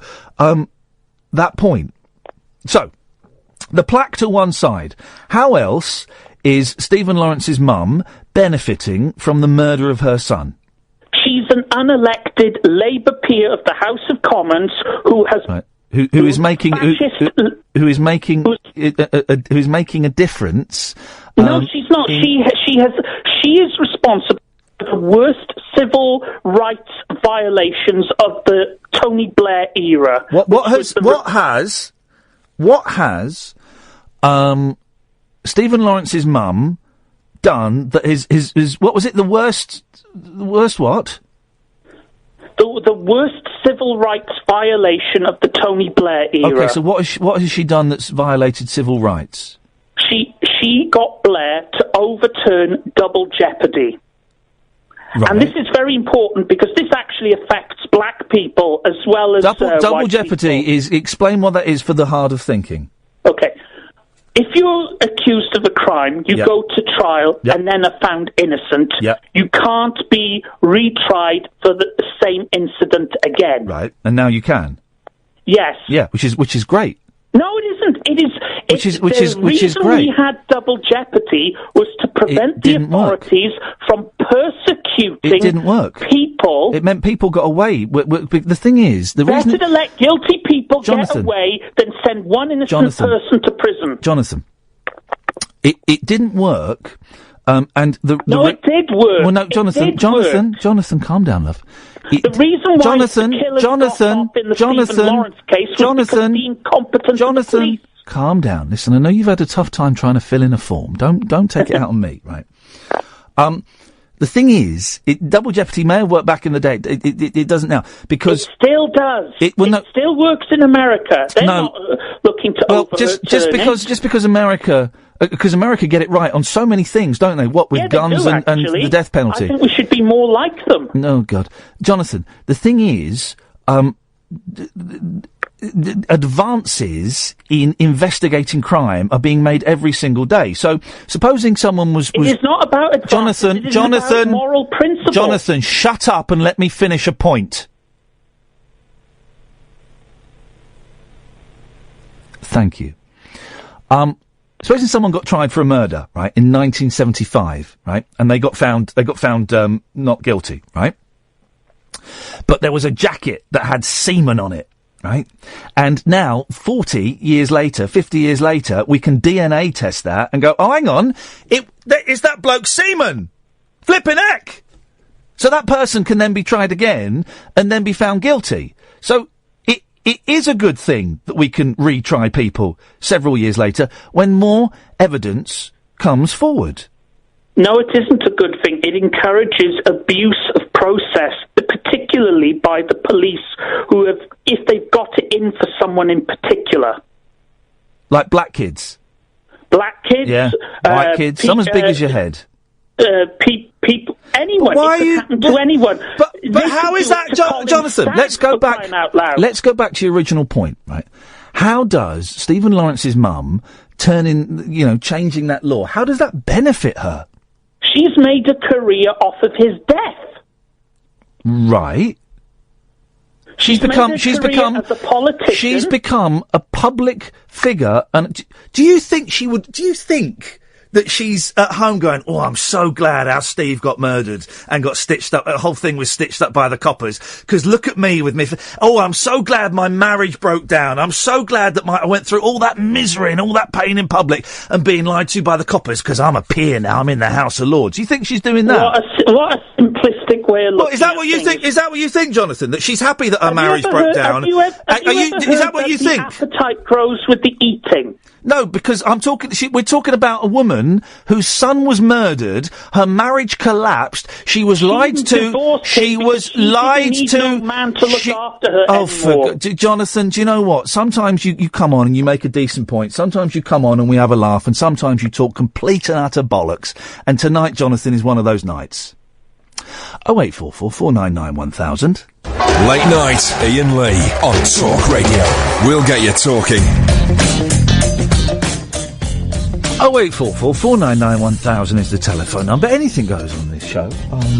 But, I mean, and you can come on and say anything, and like Jonathan's having a bad day, but what he was saying was rubbish.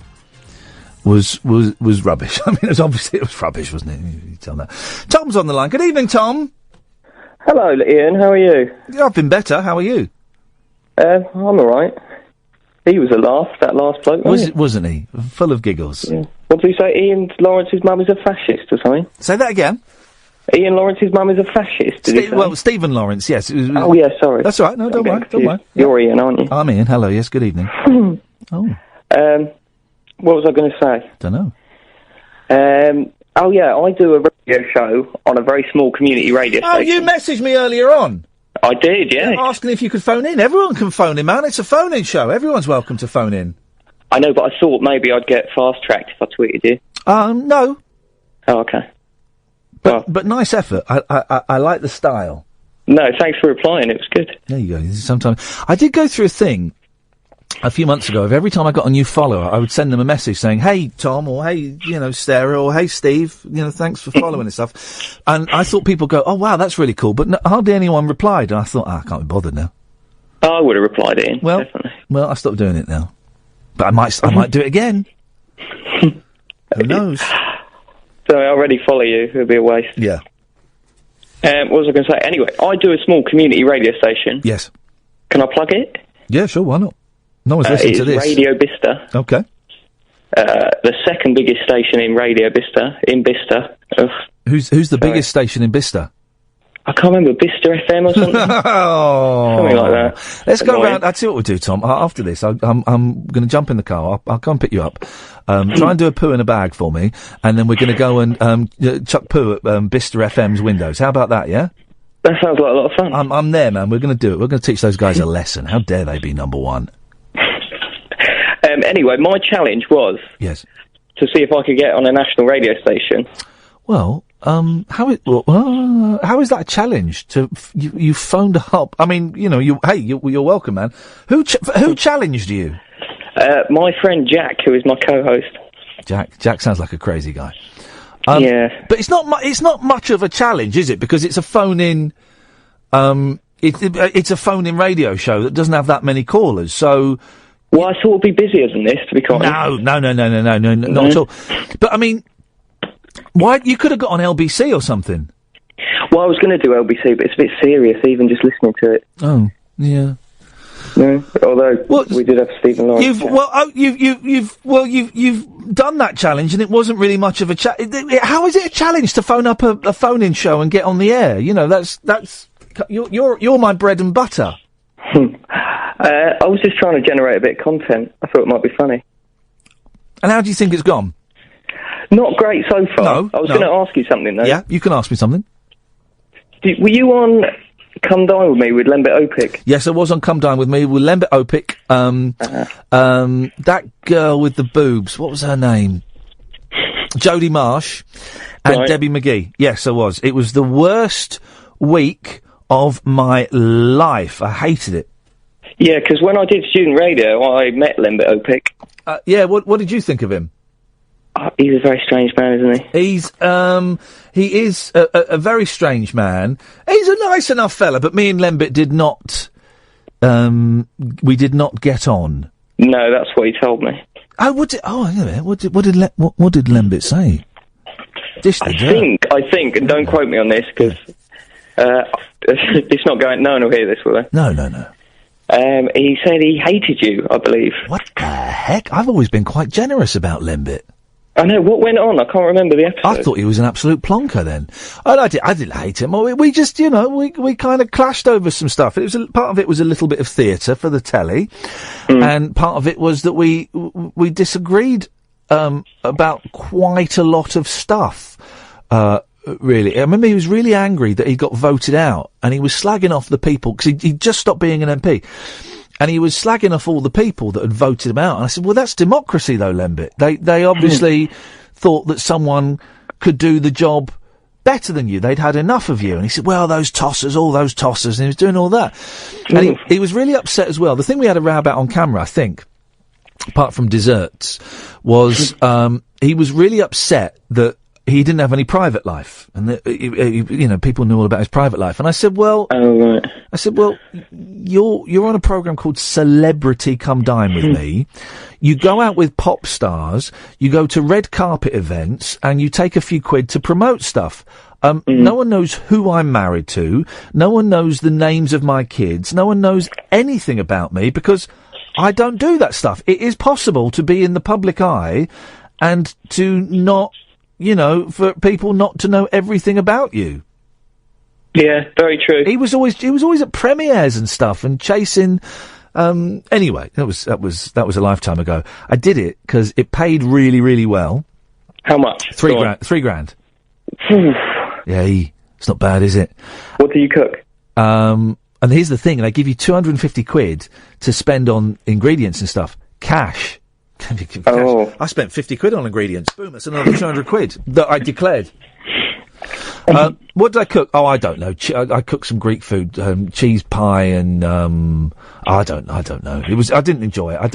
It was an experiment to see if I would like doing. I haven't got an out time, by the way. It was an experiment to see if I would like doing a celebrity reality show, and I didn't. I hated it. So he didn't enjoy it either. If it makes any difference. Oh, he loved it. What is he talking about? He loved it. Yeah, he likes being on the telly. He loves all that stuff. Tell Jack to set you harder challenges. Yeah, I know, I will do. How's the show going? It's alright. It's difficult to break into it, start making any money. Yeah. It's alright. Good weeks, bad weeks, you know how it is. Yeah, I mean, I'm at Last Chance Saloon. When this goes tits up, which it will do, I'll be coming to your station and having a Radio Bicester. No, I'll be going to Bicester FM. Oh. And I'll be grassing you up for chucking poo in the windows, and then I'll top. It is tough to break into and make money out of it. Fair play. I'm doing all right, and I've had when did I start at LBC? Gosh, 12 years. I've had 12 years of pretty much unbroken work in radio. With a few breaks here and there, but I've been very lucky, and hopefully it'll work out for you, Tom, if that's what you're meant to be doing. Yeah, touch wood. All right. Good luck, mate.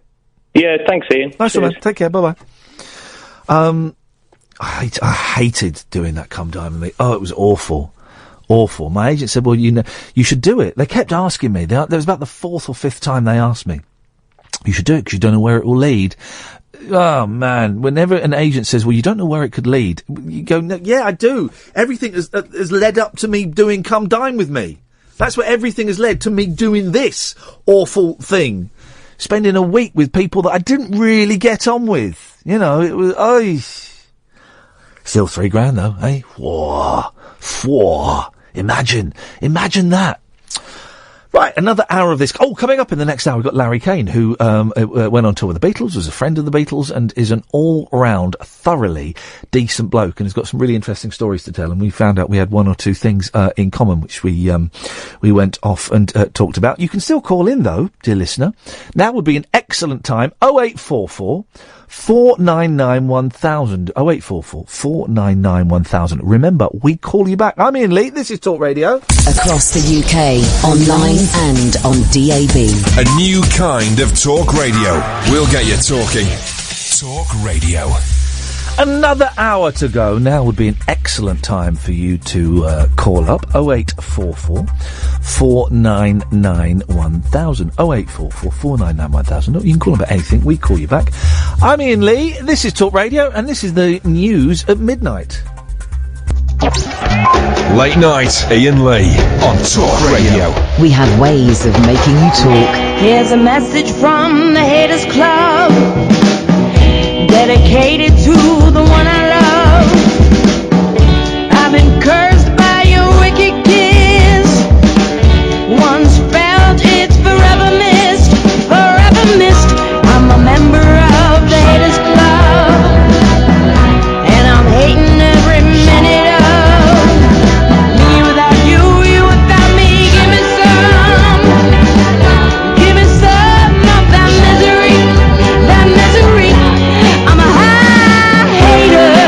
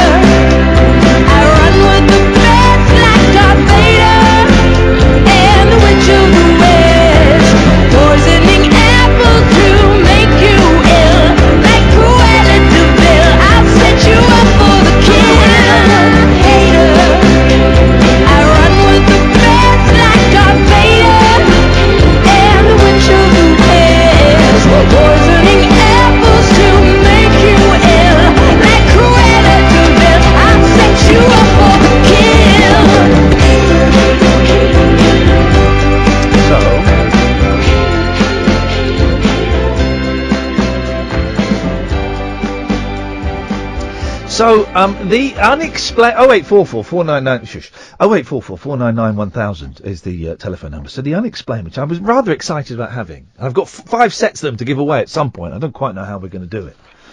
But I remember it, I don't know, being, like, better than this. Again, the false memory syndrome, you see, it's the Mandela effect. Just like, I've got the theme tune to The Littlest Hobo wrong. Turns out, I mean, I've opened it. We're in volume 7, pages, if you want to read at home, guys, 1481, because it goes to the thing. And this is Encounters of the Fourth Kind. Now, what, the Encounters of the First Kind, that's just seeing a spaceship, isn't it? Because the Encounters of the Third Kind are the film, and that's when I don't know what the kinds are. There are different kinds. The third one is when you meet an alien, isn't it? So then, what's the second? Is the second when a spaceship lands and you see it, but you don't see? Well, what's the fourth kind? Here we go. In the scene. In this scene, and they've got a picture from the film, Close Encounters of the Third Kind. In this scene from Steven Spielberg's film, Close Encounters of the Third Kind, the protagonist enters a spaceship surrounded by aliens who, although their only means of communication with human beings appears to be the repetition of a tune of 5 notes. What's this? Why? This is not unexplained. This is a film synopsis. This is a spoiler. They're obviously benevolent, despite its title. Spielberg got it wrong. Despite its title, Spielberg's film deals with what UFO experts have labelled Close Encounters of the Fourth Kind.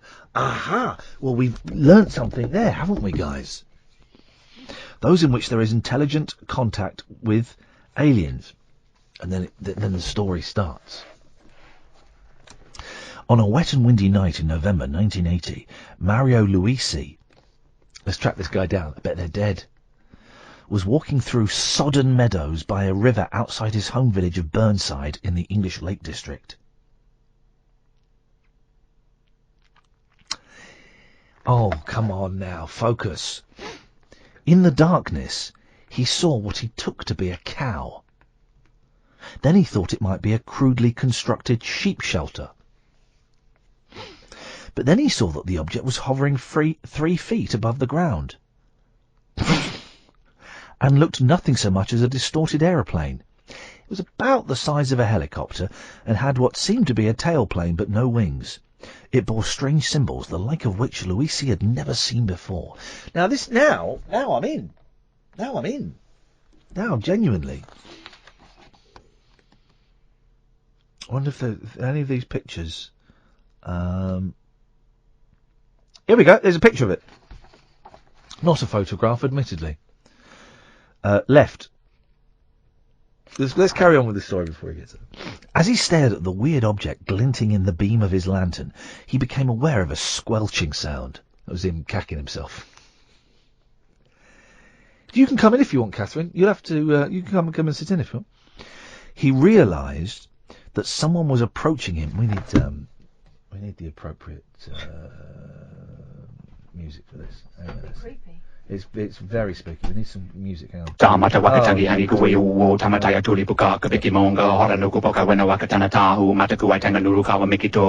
is it. As he stared at the weird object glinting in the beam of his lantern, he became aware of a squelching sound. He realised that someone was approaching him across the soggy ground and turned the beam of the lantern in the direction of the sound. He saw 2 figures, apparently human, about 6 feet away, beside an old oak tree. They were wearing dark, skin-tight suits. They were perverts. Doggers. Yeah, exactly. At the instant, one of them, apparently female, raised a small pencil-shaped object in her hand. A bright light shot out from it, striking the face of Luisi's lantern. Laser pen. The glass front shattered, and as Luisi watched, the metal reflector became warped and twisted. Oh. The remainder of Mario Luisi's encounter took place by the light from a paper mill on the other side of the river. I believe this dude. The female figure spoke to him, telling him that she and her companion meant no harm and had come to the earth in peace. Presumably, then, their attack was a defensive measure against what they'd taken to be a weapon. Luisi was told he must not reveal the strange symbols on the ship, nor those on the lapel badges worn by both figures. He could only stare, his legs shaking as the two beings, who were fair-skinned, that's all right then, entered their craft by means of a ladder that descended from it. Presently, the object shot upward, leaving a glow in the sky. The encounter left Mario Luisi with a memory that would change his outlook on life. For him, at least, there was no longer any doubt, no need to question whether the human race is alone in the universe. He knew that we are not. Right. Now, there's two pictures. Is he going to reveal the symbols that he's managed to memorise? There's two. He's not allowed to. They've told him he's not allowed to. Yeah. 0844 499 1000, by the way, if you're getting scared. Oh. Don't remember this bit. It's not the version I know, because now there's a car chase going on. There are two pictures. One is a photograph of his damaged torch, right, and one is an artist impression of the aliens. Mm-hmm. Left, two aliens allegedly visited a Lake District village one stormy November night. Disturbed by Mario Luisi on a nighttime stroll, they apparently mistook his lamp for some kind of weapon and destroyed it with a ray gun. Luisi later produced the damaged lamp as evidence, but evidence he's dropped it. Expert analyses established the damage could have been done with an ordinary blowtorch. On the other hand, there is no reason why an alien weapon should not have the same effect as a blowtorch. No. I'm going right. to show you his torch first before I show you the aliens, because I don't want to shock you. All right. Yeah, just do the slow reveal. So that's the torch. Definitely damaged, yeah. That's a big old chunky torch. My dad used to have one of them for when we broke down. Now, are you ready for the aliens? No, but go on anyway. Oh, now. Oh, my. It's a couple of frogmen. Well, and a frog woman, apparently. Frogman and a frog woman. Yeah. Or two people in gimp masks. I mean, that is proper terrifying. He's happened across a party, hasn't he? An outdoor party. Okay, now these all seem to be drawn by the same person. Mm. Okay, there are more pictures of aliens. Okay. I'm going to read them to you. Are they all wearing rubber or just those two? Well, one's you know that scene in E.T. Yeah. when he dresses up for Halloween? Yes. Right. How can I forget? Well, I don't want to see that page. Well, that's him, isn't it? Yeah, no, it's Yoda. That's Yoda. There's someone in a Yoda mask with a sheet on. Princess Leia's dress on. Let's see who this is. This is when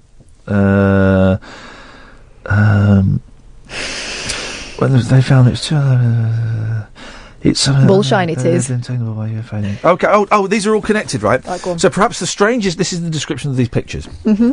Perhaps the strangest category of close encounter of the fourth kind is that known as Type C, where the witnesses are subject to loss of memory following their experience.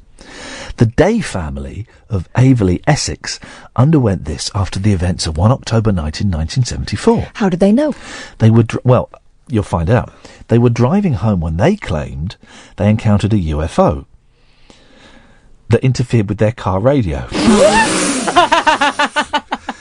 So much, at least, they remembered afterwards. But when they arrived home, they found it was 2 hours later than they thought, and it subsequently emerged under hypnosis. They believed they had been taken aboard a UFO by aliens and subjected to medical examinations. The probing. That's that one. Who's this? Who did that, Leia or Yoda? Strange creatures with pointed ears and webbed feet seen examining chickens on a Puerto Rican farm on the 3rd of March 1980 were also observed near their spacecraft. Although their purpose is mystifying, the account of the event itself is straightforward.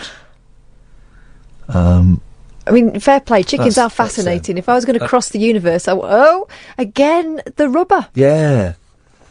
I suppose maybe rubber it helps them when they're at warp speed. I don't know. Yeah. I don't know the science. No, you're probably right, actually. I'm being ridiculous. Of course it's more aerodynamic. Have I just spent £4.50 On a really rubbish fetish magazine? A bootful, a car bootful of this, Tosh. I'm going to try and, they may well be dead. I'm going to try and track down who published the Unexplained, and I'm going to sue them. Oh, here we go. Tell me one. Blueprint for a time machine. I've gone to the time loop section. Oh, good. That's handy, isn't it? Is it things that we've got here? Can we... If time travel is possible in principle, which it is, Yeah. how could it be achieved? John Gribbin explains how superdense neutron stars could be the means by which one day space travellers will be able to journey into the past. Boring. Yeah. How big a box do we need? Yeah, that's boring. And then there's a picture of Doctor Who. Putting a picture of Peter Davison as the Doctor. That's not evidence. That's just space filling. Here we go. Go on. The Chanctonbury Ring. Oh, I've not heard of that ring. Where dark forces meet. Is there a force in the earth that creates inexplicable phenomena? Whoa. Music. What are you thinking?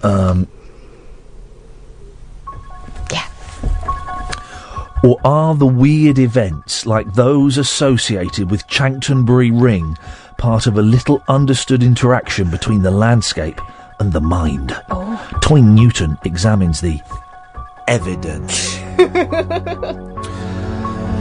The second chapter of Peculiar Incidents associated with Chanctonbury Ring concerns the numerous UFO sightings that have occurred in the area. One such took place during the night of the 31st of October 1972. Halloween. At about 10:45pm. A Mr. Simpson of Worthing was out walking with two friends at Chanctonbury. They saw a light flickering among the clump of trees and at first thought it must be a bonfire. As they drew closer, the light faded away. They were walking towards the centre of the ring when said Mr. Simpson, they saw the strangest object we have ever seen. Oh. The silence of the night was broken by a loud noise above them, as if something was brushing the treetops. Looking up, all three witnesses saw a dull red glow emanating from a large object above them. "We were all frozen to spots," Mr. Simpson said. "We could not believe what we were clearly seeing with our own eyes. The object was making no sound whatsoever, apart from the noise when it brushed against treetops. And although we watched it intently, we did not break from the cover of trees, as we felt safer whilst we were under them." Why has he got my voice? Because, Don't answer that question. I've got a feeling all of these stories are going to be rubbish. These are all men on the way home from the pub, aren't they? What time was it again? 10:45. There we go. Chucking out time. Poltergeists,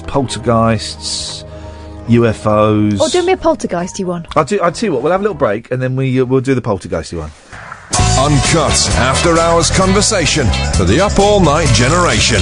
Late night Iain Lee on Talk Radio. We have ways of making you talk. We are trawling through the Unexplained magazine. It's got people very excited on Twitter.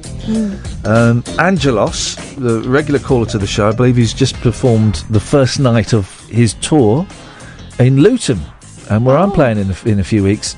He's just performed his first night of his tour with Barry from Watford. Twitter is... it can be so cruel on Twitter, can't it? It can be so cruel. To Angelos, normally, yeah. Yeah, I'm not going to read out what people are saying about his show. I'm sure he tried very hard. I'm sure he gave it the best he could be bothered to give it. Yeah.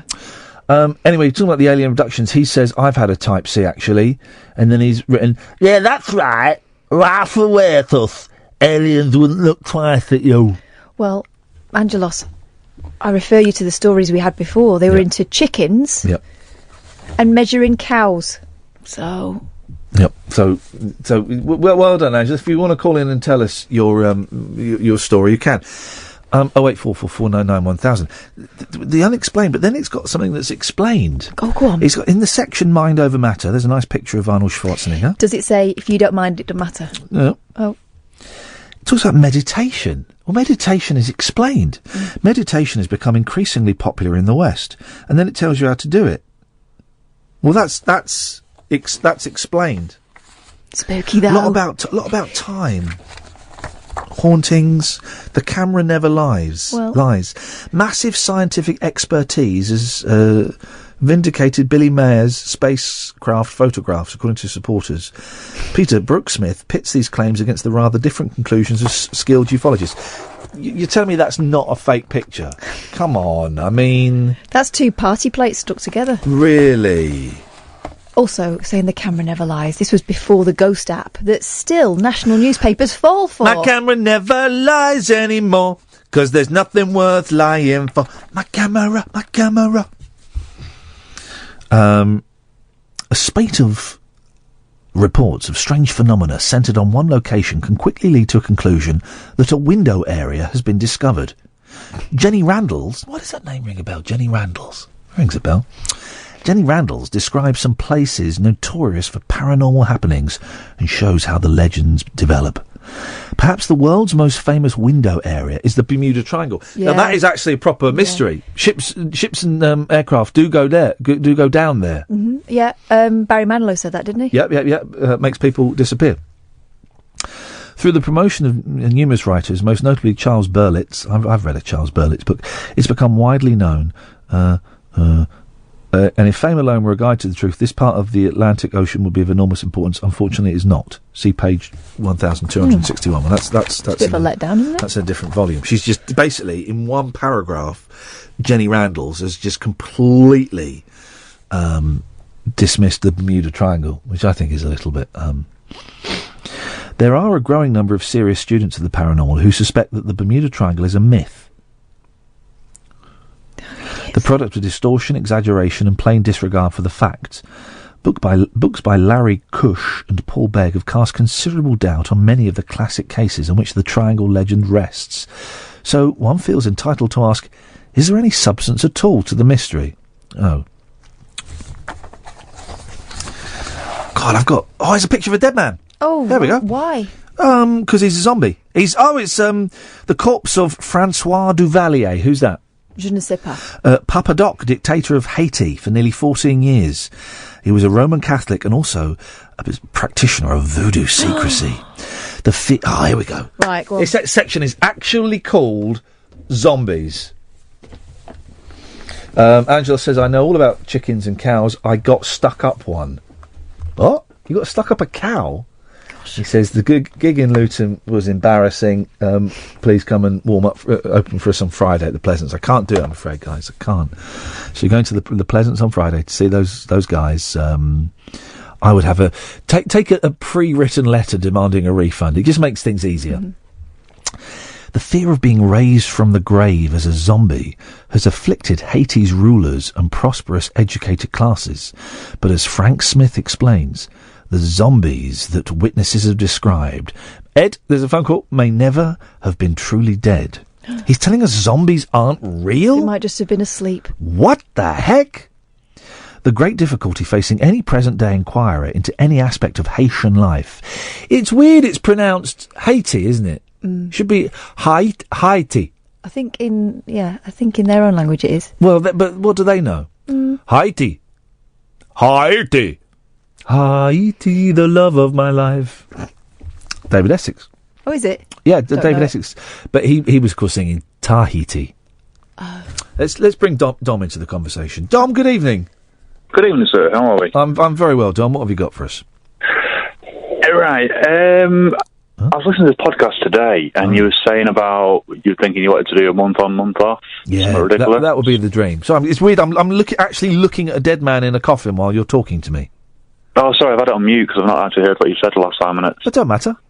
I'm looking at a dead man in a coffin. I don't know him. It's the dictator of Haiti. So or Haiti. Haiti. I'm not emotionally attached to it. Oh, he's got a funny name. Papa Doc. Papa Doc, fella. Yeah. Smurf. Yeah. Sorry to divert and do that thing you were talking about. Don't do it. It's good. It's good. It's all good. When you're saying about take a month on, month off. Yeah. I don't think that would work. But what I was thinking... It would work for me. Well, it'd work for you, yeah, but... No, you'd be all discombobulated. You'd be 2 days in and you'd be wanting to come back, and then 2 days back when you're back and you'd be wanting to be off. Yeah. Why don't... Because you're on 5 nights or 4 nights? You're on 5 nights now, aren't you? 5 nights.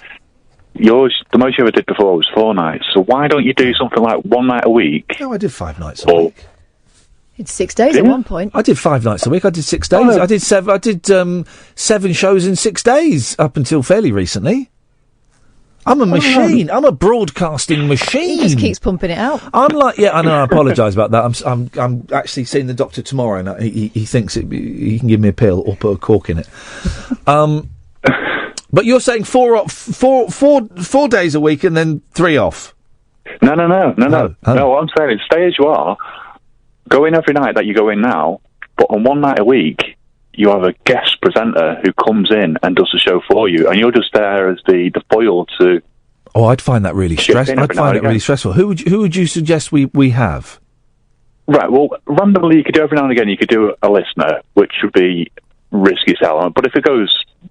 I'd have to work. If I was, you could step in. No, exactly. But if we were going to, on a serious note, if we were going to have a listener present it, I'd have to work 3 times as hard, and Kath would have to work twice as hard. To but over the phone, that would be the challenge to actually give you the.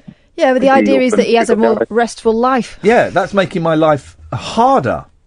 Okay.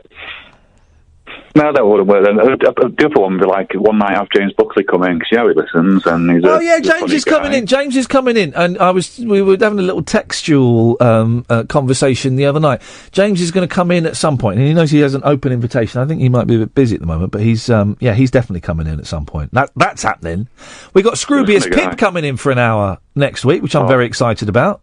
Yeah, I'm working through his podcast right now. I'm on the Gail Porter one, or the 2-part Gail Porter one. You need to get her on as well. They? They're really good. I've read the book. The book is extracts from it is brilliant. I need to check out his podcast, and that's my project. Dom, I've got to move on because we've got to do a little bit of show maths, a little bit of maths, man. But thank you, Dom. But if a listener was to come in and whenever anyone comes in, I have to work harder anyway. And if someone was going to present the show, and I would be here as their foil, I'd end up doing more work, and to make them sound good. But thank you, Dom. I'm not going to give out the phone number. I'm going to go to this break.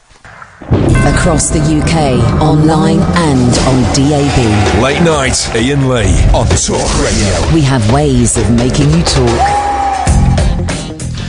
Is the next break just a trail? Okay, right. Let's go back to Chanctonbury Ring. Oh yeah, the flaming ring. Another all-night vigil was led by Charles Walker, who's made an extensive study of Chanctonbury Ring. Oh, come on, Catherine. Please. No, go on. I'm nervous. On the 25th of August, 1974, I was a year old. He and 3 other members of the Ghost and Psychic Investigation Group, PIG, that's not a word, you're supposed to make a word, were walking inside the ring of trees at approximately 11 p.m, when one member, William Lincoln... Wow, this comes from nowhere. What does William Lincoln look like? Is there a picture of him? No picture of William. When one member, William Lincoln, was levitated... What? ...by a force that took him some 5 feet into the air, where he hung suspended for about 60 seconds before being released and crashing back to the ground. Gosh. Jeez.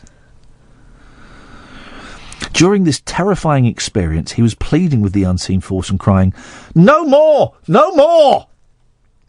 Lincoln's back was hurt when the brief period of levitation ceased, and he was so badly shaken he felt unable to talk about the happening afterwards. If you were suddenly levitated, wouldn't you go, "Way!" Beyond refusing to go back to the Chanctonbury ever again, the whole episode was witnessed by other members of the group: Charles Walker, David Wills, and Richard Walker. Did any of them draw a picture? No. Those pictures do not exist. Chances. In September 1979, Charles Walker, of the Walker Brothers, returned to make a further investigation, this time with Dave Stringer, Dave Wills, and Paul Glover. As they were approaching the spot where Lincoln had been levitated and where the others had experienced paralysis of their limbs... Oh, did we mention that before? Well, I've skipped out quite a lot. Go on. Dave Wills was suddenly knocked down to the ground by an invisible force. Fell over. While Charles and Paul were endeavouring to calm him, Dave Stringer was looking for the crucifix he always wore around his neck attached to a chain, and which he'd missed at the same time Wills was knocked down. After searching for a few minutes, Dave Stringer saw the crucifix on the ground. When he picked it up, it was burning hot, as if it had been placed in an open fire. He also noticed that the link fixing it to the chain around his neck had been twisted and broken as if it had been wrenched off, yet none of the others had been close to him at the time. So, something very peculiar seems to be at work in the ring. Come on! Where is this ring? Chanctonbury. Should we go and investigate it? I'm tempted to. Yeah. I can do, because I've been on Periscope. Let's put in Chanctonbury into me Google Maps. Could be an interesting afternoon. Let's see, Chanctonbury Ring. Let's have a little Searchington. Let's see. Oh, that's spooky. I know. You don't normally sneeze. I sneeze a lot. Chanctonbury Ring. Chanctonbury Ring. Here we go. It's only 44 miles away from here. We could do it. We do it now. It's in Pulborough. Where's that? Oh, no. By the A283, anyone know? Ashurst. It's Kent, isn't it? Horsham, Crawley. It's near Worthing. It's near Worthing. Oh. It's near Worthing. We're totally going. Totally going to. Let's go to Chanctonbury Ring. Let's go and probe the ring, man. Let's do. I tell you what. This is what we're going to do. Yes. I'm going to research all of these, and we're going to find stories, and we're going to go and investigate them. Yes. 35 years later on. Yeah. That's what we're going to do. Yeah. Chanctonbury Ring is the first Do one. we have to recreate the moment because we'll have to be there at 11 You're going to levitate. Yeah. What noise are you going to make? Wait! That's what we're going to do. Begging no more. That's what you want. You're a paranormal investigator. No more! And paranormal what? Investigator. I thought you said masturbator. That's... no, don't worry about that. Don't worry about that because we're out of time. Paranormal masturbator. Ectoplasm, isn't it? Ectospasm. Well, we found the level. We found our niche. We'll go to Chanctonbury Ring. Yeah, go on. Let's do. Angelos, I will be the guest presenter. Thank you very much. I said he can do it actually because he'll make me look good. Yes. Unmissable late night radio with the original king of unconventional conversation. Make contact with Iain. Late night Iain Lee on Talk Radio. We'll get you talking. Here's something, and we'll go through. We'll dip in and out of these unexplained, and we will go and recreate some of the investigations. I'm happy to go to Chanctonbury Ring. If one of us is going to levitate, man, then bring it on. I hope they don't ruin my crucifix, though, and that would be very disappointing. But here's something: all that talk of you can turn my thing off because all that talk of spooky goings on and half made me hungry. Isn't that weird? And Kath sneezed. Isn't it? Just makes you think. I'm going to look through here and find the ones that we can go and have a little look at and waste a load of petrol driving around all over the shop. Anyway, listen, there is a new Beatles film out 8 days a week, The Touring Years. There are some genuinely brilliant bits. It's out today. If you can go and see it on a double bill with live at Shea Stadium, I would thoroughly recommend that. One of the people that's in the film is a gentleman called Larry Kane, who is like a journalist and a broadcaster in the United States. And he was lucky enough to be handpicked to, just because he wrote Brian Epstein a letter, to go on tour with the Beatles. Absolutely delightful gentleman, and I was lucky enough to speak to him earlier on today. Hey, Larry, can you hear me? I can hear you, Ian. How are you? I'm very, very well, man. It's a real pleasure to talk to you. I've seen the Beatles movie. I'm a huge Beatles nut, so I was kind of aware of your presence in their career. Tell me the story of how you got to hang out with the Beatles. Well, it was actually by accident because I was the news director of a station in Miami that was a rock and roll station that had a 4 or 5 man, depending on the time, news department. And I say man because women were rarely hired in that day. And at the time, I was just the news voice of the station. And I wrote a letter to Brian Epstein asking him for an interview in Jacksonville, which is the closest place they were coming to Miami on their big summer tour. Yeah. And I got back a letter and a bill.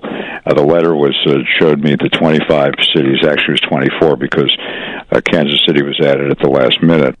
And in 35 days, and about 32 concerts with double concerts in several cities, and for the sum of $3,000 to cover the airplane, the hotels, and all the incendiary stuff, the periphery stuff. I mean, not incendiary, although it was quite incendiary. And it was an interesting use of words. And basically, I looked at it, and I went to my bosses and said, well, we have to take advantage of this. We can syndicate it across the country, but I don't want to go. The war in Vietnam is spreading and escalating quickly. Racial tensions are developing across the country.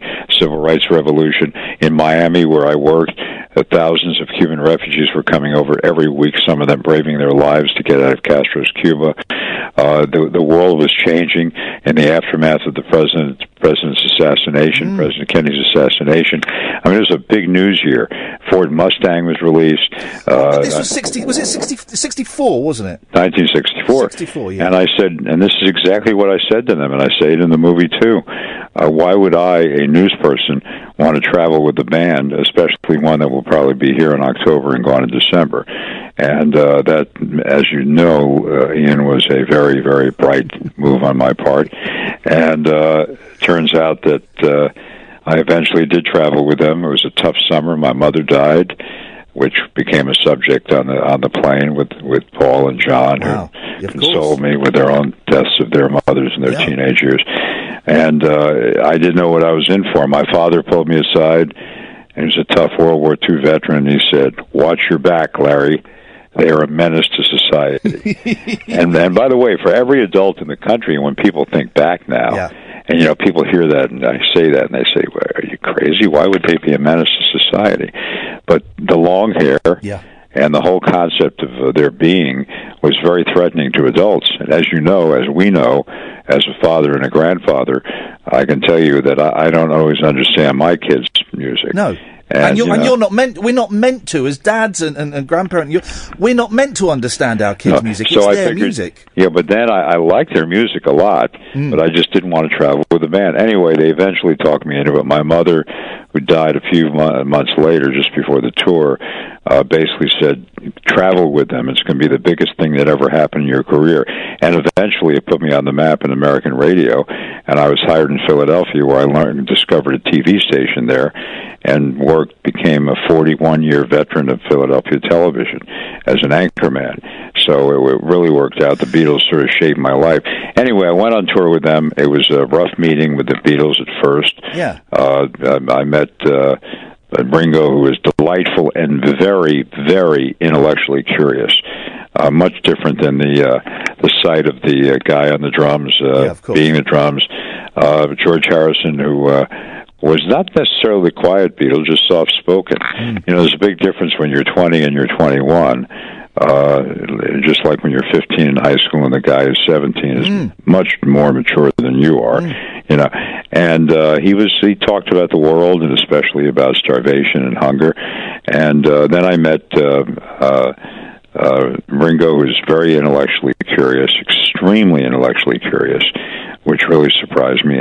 And then Paul, who never met a microphone or an audience he didn't love. And, that's such a great turn of phrase. And it's really very true. He loved entertaining. He loved it, and still does today, as you can see by the 3-hour concerts he delivers around the world. And then John Lennon, and that was the biggest culture shock for me. He looked up and down from my shoes to my head, and he said, "Who are you? What planet did you come from?" Wow. He said, "You look like a round peg in a square hole. And you, frankly, my friend, you look like a nerd from the 1950s." So I said, "You look like a slob from the 1960s." Oh, beautiful. And it was a beautiful beginning to a 16-year friendship. But something magic happened that day, and it continued. I asked him serious questions. And unlike when you went to the news conferences in each town, I could tell you exactly what the questions would be. Yeah, of course. What did you eat for breakfast? Do you wash your hair? Is the hair real? Do you shower every day? What kind of a woman do you like? What kind of a hemline do you like? What kind of a figure do you like? And it was all adults asking pretty superficial questions and being very condescending and not really admiring them and thinking they were what I thought they would be, a flash in the pan. You know, going the way of the hula hoop or the yo-yo. And so all of a sudden I realized that they were four human beings with feelings, and sure enough, on just the second location of the trip, I found out how serious they were, because I had discovered from my bosses in Miami that the Gator Bowl in Jacksonville was going to be segregated. And they went up to the man, and I can't use the language on the radio or anywhere else about what they said. We are not going to play in that stadium if anybody can sit next to someone else because their skin is darker than another person's. And they stuck to it. 19 days later, they played the September 11th concert in the end of a hurricane in Jacksonville, and the hurricane that swirled around their defiance ended, and the place was desegregated and integrated for the first time. And sure enough, Ron Howard, who's the master of this movie, and his amazing crew, was able to find a young woman who was a young woman who still looks pretty young today, Kitty Oliver, and she was in that concert sitting for the first time in her life with white people and talking to them, and she described how this felt to her, the wholeness of it. And today she's an historian, and she's a very, very integral part of this movie. So the movie is, as you probably know, pretty sensational, and the one thing it did when I first saw the first take back in April, my wife and I went to a screening room in New York, and what we saw was a movie that took you there, and it took me back. I started getting chills watching it. I can imagine what it's going to do to people in their 10s, 20s, 30s, 40s, 50s who don't really know what started it. Did you like the movie? Yeah, I did enjoy the movie. What was really exciting was I'd never heard that story you told about Jacksonville before, and which was obviously a huge thing in the United States. I loved all of the footage that has been recently discovered, and it's amazing that 53 years later, footage is still turning up, and bits and pieces are still turning up under people's beds and in their attics. What's really amazing, though, is that despite my tremendous lack of vision in the spring of 1964, that a week and a half into it, they've got this soundbite of me describing this as one of the greatest cultural transitions and shifts in the history of mankind, maybe for this century or maybe forever. Yeah. And if you look back at the Beatles, and Ian, this is really a fact of life, the Beatles in 1964, 1968, or 1970, when they split up, never realized who they were. They never knew that they were going to become the iconic Beatles that we would be talking about here in 2016, that produced a body of music that nobody is quite equal or may ever equal in terms of its diversity, in terms of its mood, in terms of its basic message to people about the world. So the Beatles, as we know them, are now the iconic, legendary, very special people. How old were you, Larry, when you got the gig to go on the tour? And am I right in thinking as well, you were the only US journalist to go on every single date of the tour? 21 years old. Wow. I'd been in my radio since I was 15. I was one of those people who walked into a studio and said, I got to do that. Yeah. And I'd been on the air for about 3 or 4 years, including a stint in St. Louis. And I was very, very experienced at that time. I thought I was very good. In fact, when I heard myself on the air, then I thought it was the greatest, the feeling. And then all of a sudden I realized I was just kind of ordinary. And television was really what brought me to my fore. And I didn't have really a face for television, but it worked out. And the news part of me came in. But the Beatles were, those four guys were so different. They were so mature for their ages, the things they did, consoling me about my mother's death on the plane, walking up every night, just about every night, to the front of the plane to make sure that the opening acts who were booed off the stage were doing okay, that they weren't upset. In past looking in the past vision, the Righteous Brothers actually left the tour in Atlantic City, and they were big stars at their time, and they were replaced by Clarence Frogman Henry. So basically, the Beatles left an imprint, certainly on me, and as soon as the first tour was over, I couldn't wait to go to the second tour. But in between, I was invited to the Bahamas to watch them shoot do the help. movie. Shoot help. Movie I love the help, way and you so casually dropped in. Oh, they invited me to the Bahamas to shoot the movie. And you did. It's interesting you mentioned them consoling you about your mum, because have I got this right? Your mum, she had MS, didn't she? Multiple sclerosis. Yeah, because my mum's got multiple sclerosis, and I was interested to read, and she, it's devastated my mum's life. She's completely dependent on carers to look after her. That you've done a lot of work to raise funds and awareness for MS in the States, haven't you? Well, I was a member for 45 years of the MS Society of Pennsylvania, Delaware, and New Jersey, and I'm still an emeritus member, and I still contribute and help them out when I can publicly. It's very, very challenging. How's your mom doing? She's not. Do you know what? She's not doing brilliantly. She's had to go in a care home because she's got it terribly. She can't do anything on her own, and it's also affected her kind of memory and her mind. And she's very forgetful. She phones me up asking when I'm going to pick her up and where her car is and things like that. So my sister and I had to make the decision to move her into a care home where she'd be safe, and it was heartbreaking, but it's the best thing. She is safe and she is looked after, and she's in a clean, healthy environment, Well, my mom was 40 when she passed away. Wow. And they knew nothing about it. In fact, they told us to move to warmer climates, and anybody who has anybody with MS, and by the way, everybody who's listening knows someone with it, will tell you that heat is no great weapon against MS. Oh no, that's if it's a hot. I mean, today we're having ridiculously hot weather over here, and I know that I can't even speak to Mum because it just they melt. People melt when they've got it. When did because I hope you don't mind me sidetracking for a bit. When did kind of the MS awareness start to take shape in the States? Well, she had the MS awareness in the 50s was just the formation of the National MS Society. About 1953. In fact, to get her diagnosed in 1951, they had to go to a doctor in Rochester because no one knew about it. And then the awareness began in earnest in the 1960s. And nowadays, of course, they have modern medicines. They're soon going to be replacing the shots with pills. There's